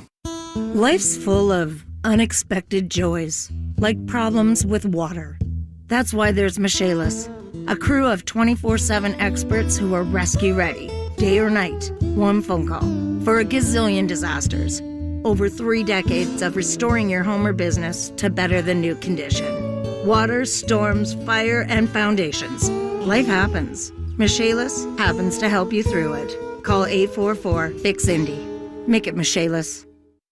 The Ride with JMV. Alec Pierce, wide receiver with us. You allow yourself to watch what's going on in this coaching search? Yeah, I haven't really followed it too much. I mean, I'll see like on Twitter, Instagram, don't post a guy that's been, but I feel like it's been a ton of guys, and I think I've lost track of all the cannons, and I've probably only seen like half of them come through. But yeah, it seems like they're doing their due diligence, and I trust the people that are making the decision to make the right decision. The Ride with JMV. Weekdays 3 to 6 on 93.5 and 107.5. The Fan. Have you studied? Can you handle the pressure? Sharpen your pencils. It's time for the Pop Quiz with Kevin and Query. Brought to you by Jiffy Lube, Indiana's favorite oil change since 1985. Jake, as I said yesterday, I thought the easiest pop quiz ever from Scotty. Today, he's back to his old self. Okay. No chance, 5 for 5 today. You don't think so? The letter D answered at number 4 sounds like a zookeeper. I have to pull it up. Probably could have done that during the break, right? Yeah, no shock there. It's probably going to be brought up in the meeting. Yeah, right, preparation. You wonder why we're 15th. We're 14th if you consider that there's 2 in St. Louis. We're giving away a pair of tickets to Ball State this Saturday. Michael Lewis, former Notre Dame coach, or future Notre Dame coach, Michael Lewis, by the way. That's my hope. Putting money on that one? Ball State fans don't love when I say that. There was a rumor going around about Porter Moser to Notre Dame. Notre Dame quickly denied that. Would that be a good hire for Notre Dame? He's a good coach. I mean, it's hard to say. Like he was very good at Loyola, obviously. The resume is though like just that one run. You're kind of right. And in Oklahoma, it's been rough. He's only been there. He's there a year, right? This is his second season, so yeah, still early there. But I'd like a little more substance on the resume. All right, Ball State for that mighty Notre Dame basketball job. And so very mighty. Did we not hear Greg Rakestraw call it top 20? That's the only job Rakestraw doesn't have. 17-7, 8-3 in the conference. Ball State off to their best start in over 20 years. So a pair of tickets we're giving away this Saturday at Worthen Arena. Jake, a number 1 through 8 for today's We will go with 6 for LeBron James, the all-time scoring leader in NBA history. Numero 6. Wouldn't that be number 1 then? Well, Jamie. True. Jamie. How we doing, guys? Jamie, good evening. Or good morning. Good evening. I'm already thinking about Notre Dame and Georgia Tech tonight. I just can't stop thinking about Notre Dame sweeping the season series. Jamie, how are you? Good. How are you guys? Jamie, what's your favorite Super Bowl spread? Not point spread, thing to eat. Or both. I would probably have to go with wings. Nice. It's better than the shrimp caviar, whatever the hell Joel Erickson said yesterday to us. Wings. I like that. You got a favorite spot? No, just at the house. There we go. Homemade, baby. Yeah. Jamie, you've called the program before, right? I was actually on last week. Were you? Really? Yeah. You seem like a friendly fellow. How'd you do on the pop quiz? I believe I went 4 for 5. Whoa. Not bad. Okay. Did I invite you to the PBR party? Diet Cokes are also perfectly sufficient. Have I invited you yet? No, sir. Would you like to come and just hang out and watch games and drink PBR or Diet Cokes?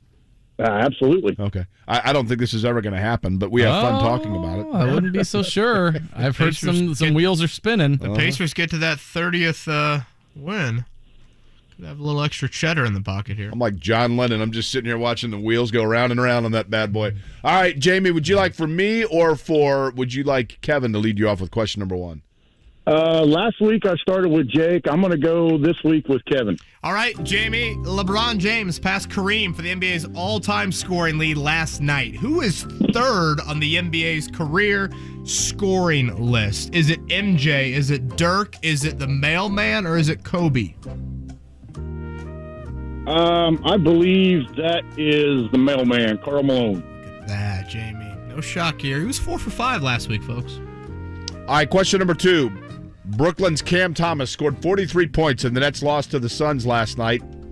At just 21 years old, Thomas is the youngest player in NBA history to score 40 points in 3 straight games. Who was the youngest to do it before him? LeBron, Kobe Bryant, Kevin Garnett, or the appropriately nicknamed Allen Iverson? Ooh. I'm going to say Kobe. The appropriate nickname of Allen Iverson is what? Allen Iverson's nickname is? Okay. Not the question, but the... Okay. Go ahead with number 3 there. That was really... I thought that was one of your better hints, honestly, in a while. That takes me a lot to say that. All right, Jamie, number 3. On this day in 1936, the first NFL draft took place. I mean, who cares? Jay Berwanger was selected number 1 overall by the Eagles. Which former Big Ten school did Berwanger play for as a collegian? Everybody knows this. Everybody. I would agree everybody knows this. The University of Chicago, Wisconsin, Michigan, or Ohio State? Chicago. You learn your 50 states, you learn all these other things, and you learn where Jay Berwanger. Well, he's a Heisman winner, right? Yeah. First Heisman winner. This week in 1960, this player became the first in NBA history to record a 50-rebound game. Was it Wilt Chamberlain, Bill Russell, Bob Pettit, or Dolph Schayes? Bill Russell. Nice. All right, Dolphin exhibit time. Mr. Schayes will be leading the exhibit. His son today. was Dennis Rodman's best friend. Number 5 Carmen to Electra? close it out, Jamie. The Nuggets beat Minnesota by 34 last night in Denver. Last Sunday, the Nuggets lost the Timberwolves by 30 points in Minneapolis. Name the last pair of teams to have a 30-point win and a 30-point loss in consecutive games versus the same opponent. A, it's never happened before. B, the Detroit Pistons and the Syracuse Nationals. C, the LA Lakers and the Nuggets. Or D, the Boston Celtics and the St. Louis Hawks. Oh, I'm going to go with it's never happened before. Jim Boeheim was coaching Syracuse, I think. That's right. Back then. Yeah. And yelling at Tricky zone that he came out of left field with on Tom Crean. reporters with. Okay, question number 1. In fact, the third all-time leading scorer in NBA history, despite not working on Sundays, Karl Malone. Yeah. Number 2, I thought it was a great hint, Jake. Allen Iverson's nickname? That is the answer. And in this case, it was the correct one. You blew it! Jamie, stay on the line. Still heading to Ball State, Jamie. University of Chicago was correct. Bill Russell was correct. And Detroit Pistons and Syracuse Nationals. Question number 5. You still a nail biter? I forgot all about that. The famous Jim Gray question. I think I can say this because my mom went to Ball State. I thought when you said, Jamie, you're still going to Ball State, that was a shot at his efficiency of the pop quiz meeting. No. You still got into Ball State. No, he still wins tickets. A fine university, Ball State University. Great institution. I almost went there. Did you really? What Yeah. schools did you apply to out of high school? Notre Dame denied. Butler, Missouri, Ball State, right. Indiana accepted. Probably went to IU, Missouri, Ball State, Butler in that order. I applied to Ball State, waitlisted, and then accepted. University of Kansas and University of Alabama. Really? Yep. My wife had a roommate and everything at South Carolina, and then last minute said, nope. Really? Yeah. You know, that's interesting because the University of South Carolina, by the way. You been to Columbia? Shannon Walsh, born in Columbia, by the way. Really? Yep. Look at that small world. Father was working for the University of South Carolina. I have been to Columbia, and I was amazed the University of South Carolina, at least from what I saw, is kind of like IUPUI. It's just like a big urban campus. Okay. Texas is like that. I was stunned when I first went to the campus of the University of Texas in Austin. I was super excited to go see it. Yeah. And it's like Michigan. It's just like this big urban sprawl. Right there. Uh-huh. You know what I mean? And Austin's huge. For what reason did South Carolina intrigue your wife? She did some journalism in high school. I think they had a decent journalism school, and I think it was more than anything just I want to do something different. Yeah. And then last minute kind of was like, yeah, her brother talked her out of it. Now, what about the girl she was going to room with? Well, tough luck. Go back into potluck. Did that girl go back? Did she I don't know. That's a good question. stay at South Carolina? Yeah, I don't know. Alabama, that would have been fun. Were they any good at sports? Would that have gone better than Lawrence, do you think? I asked that in all seriousness. That's a good question. I think I was just too immature and too far from home either way. My buddy Chris Farkas went to Alabama. Sure. We know Farkas. He's like the fourth member of the show. Gosh, he's B1. Farkas went to Alabama, and we were played for Bear Bryant. That's right. I went down my senior year to go look at Alabama, and I went to the Alabama-Penn State game. My freshman year of college, they won the national title with, was it Gene Stallings, Scotty? That was our head coach? Sounds right. They won the national title, the George T. game. Penn State at Alabama? Yeah, it was awesome a good game. But at the last minute, I think my parents were convinced I was going to go to Alabama. And at the last minute, I'll never forget, I walked downstairs and just told my parents, I said, you know what? I'm actually going to go to Kansas. Do you think you're the only human in the history of the world to apply to Alabama, Kansas, and Ball State? Yes. That in terms of that trifecta, well, there might be some other 2-2 kids out there. You know what I mean? That was no reference to the GPA. It was more of the it's the reality of the obscurity of that triangle. I took the big huge book at B. Dalton Bookseller and went to the least competitive section. I had to slide a ruler underneath and get the first 75% of the book over to the left. And my choices were Alabama, Kansas. Now, Ball State, I think, was in the somewhat competitive category. But out-of-state issues, Alabama, Kansas, and then Arkansas was my other option. And I imagine things, but didn't Ball State beat Kansas and Maui one year? They did. That was after I was there. Now, Ball State, when I was a junior in high school, made the Sweet 16 with Chandler Thompson. They defeated Oregon State and Louisville in the tournament and then lost to UNLV 67-63, I think was the final. That was my junior high school. So Ball State kind of had some cachet anyway. It was but yeah, that was a cool memory. I remember it was like hot as can be in that Maui gym, and Ball State had Theron Smith. Everybody was cramping up. You remember that? Everybody was cramping. Yeah.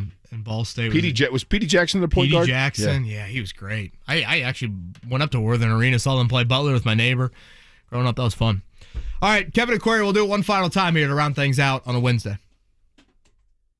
Making less than $100,000 in your current job? This message is for you. Mr. Quick is offering a paid apprenticeship to become a heating and AC technician. Get paid $17 an hour to learn a trade that will provide a career for a lifetime. With a 6-figure earning potential, you do not want to miss out on this opportunity. Our next class starts February 27th and is filling fast. Mr. Quick is growing, and we want hardworking people like you. Get all the details online at mqjobs.com.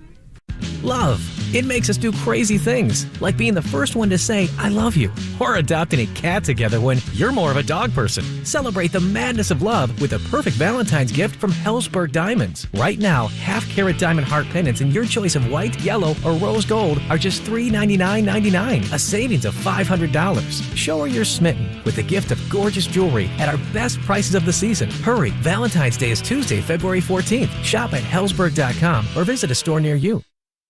When you're an innovative business, every blinking cursor, every blank page is an opportunity. What will you do with it? Will you make something better or create something new? Our Dell Technologies advisors provide you with tools and expertise to do incredible things. Because we believe there's an innovator in all of us. For advice on smart PCs powered by Intel V Pro that's built for business, call a Dell Technologies advisor at 877-ASK-DELL. Ray Magliozzi here for eBay Motors. Okay, easy now. You're teaching your kid how to parallel park. Ouch! Turns out he likes to do it by feel. Don't worry, eBay Motors has bumpers, taillights, trunk lids, license plate holders, 122 million parts. Pull up just a little bit. And headlights. They've got lots of headlights. Get the right parts at the right prices. eBay Motors. Let's ride. Hey, it's JMV, and fellas, Valentine's Day is just around the corner. Forget the chocolate, the flowers, the bracelet. Give her what she really wants. That's the gift of a great night's sleep. Make your appointment at Aurora Sleep Clinic today, and finally put an end to your snoring for good. Do it now. That's stopyoursnorenow.com. Just in time for Valentine's Day, the perfect gift for her is a great night's sleep. Get that snoring contained now. That's Aurora Sleep Clinic. Stopyoursnorenow.com. For the ones finding new ways to ensure the job always gets done. For the ones wearing many hats. For the ones who are hands-on, even from far away. And the ones keeping business moving forward. We are Grainger, offering professional-grade industrial supplies, plus real-time product availability and access to experts ready to answer your toughest questions. Call, clickgrainger.com, or just stop by. Grainger, for the ones who get it done. It's JMV. Did you know the best time to start teaching kids about money is before they start working? In fact, the more children understand about money at an early age, the better equipped they are as adults to make wise financial decisions. Forum Credit Union can help with accounts and resources for every age that teach strong financial habits and offer tools for learning on how to spend and save responsibly. Stop by a branch location today. Tell them that I sent you. That's Forum Credit Union online, forumcu.com. Listen to The Ride with JMV from 3 to 6 p.m. all this week for a chance to win 2 tickets to see Luke Bryan with Chase Beckham, Ashley Cook, and Connor Smith on Friday, August 18th at Ruoff Music Center.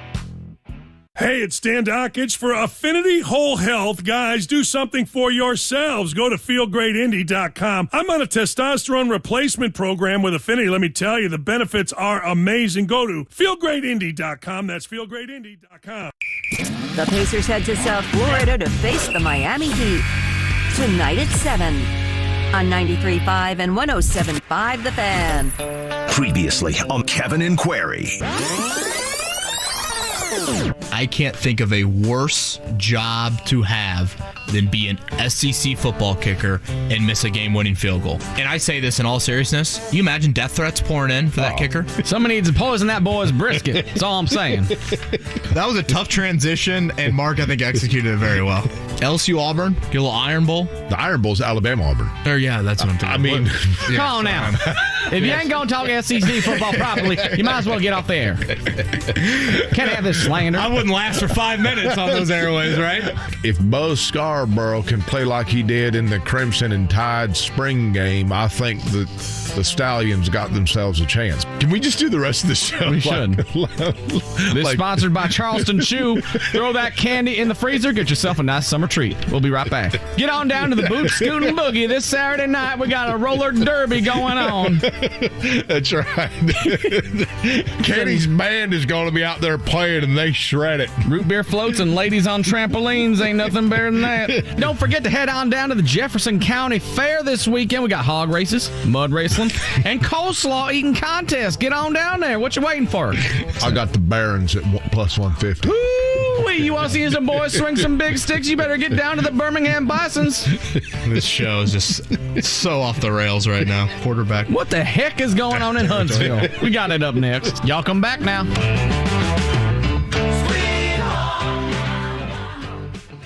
Yeah, that's our number 1 ranked Birmingham station, right, Mark? That's how we get to number 1. We got to talk like that more often. That was classic. I think that was over a year ago. Yeah, that was like, it had to be probably September, I think, right when college football was starting. Gosh, I totally forgot about that. Well, we're talking Alabama, we're talking SEC football. I was like, well, I know what we can come back with. Boy, I stand by that. SEC kicker, hell no. Yeah, I mean. Hell no. By the way, I've just figured this up. If LeBron never scores another point, the number of games that each of these players would need to surpass him if they maintain their career averages. Luka would need 1,090 games.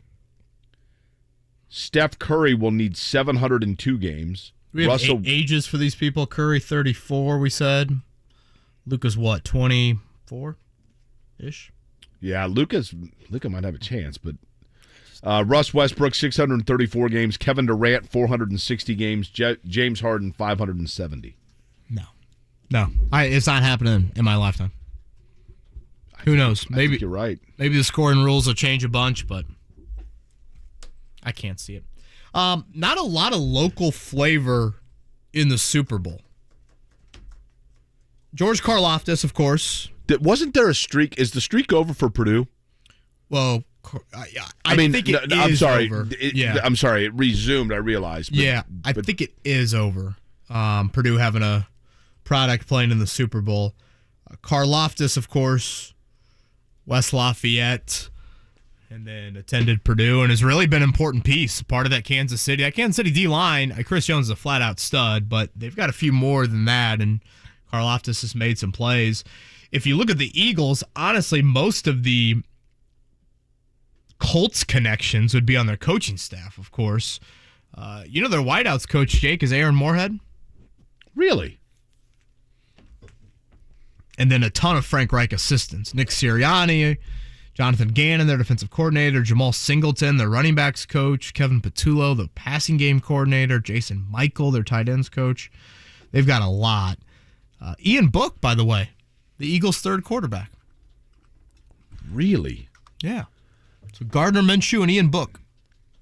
Now, Book and Jalen Hurts, they scamper a little. So will he? He'll travel, right? He's basically a practice squad guy, right? You're certainly traveling your practice squad. Yeah, because you're practicing out there. But yeah, not a lot of, we could have had an Indianapolis native. We could have had Ted Karras playing in the Super Bowl, Bengals captain. But there's not a lot on that end. 23rd time in 24 years for a Purdue player, I believe. Really? Now, the other big event in Phoenix this weekend, which I'm sure you'll be watching? Golf, right? It is the Waste Management. Tucker Barnhart, I was talking with him. He's definitely going to be out there. So this is like the football atmosphere meets golf hole once a year. The 16th hole at the Waste Management, stadium feel to it. A raucous environment, to say the least. It is bachelor party central. That's quite the double whammy out there for Phoenix. That's pretty cool, though. But again, that's on one side of the town. And one thing I hate about where the Cardinals play is they're out in Glendale, not even close to downtown. Have you been to Glendale? Yeah. The Arizona, not here. Uh-huh. Did they have brass penguins in Glendale, Arizona? Their Glendale looks a little different than ours. That's right. Not to say one's better than the other. But Glendale, Arizona kind of reminds me of, it's like the Plainfield metropolis of Arizona. Like, it's kind of just out there, and then all of a sudden they started building stuff. Correct. Yeah. It was made for these stadiums because their hockey arena's right there, too. But the Suns play downtown still, right? Yep. Mm-hmm. Same with the Diamondbacks. And the Suns are here Friday. I guess they probably did that. Yeah, it's UK hat. It's UK hat night. Purposely to get, some hotel rooms available out there. So I checked the latest bracketology, Jake. This is before last night. You want to take a stab at Indiana's seed? 4. 5.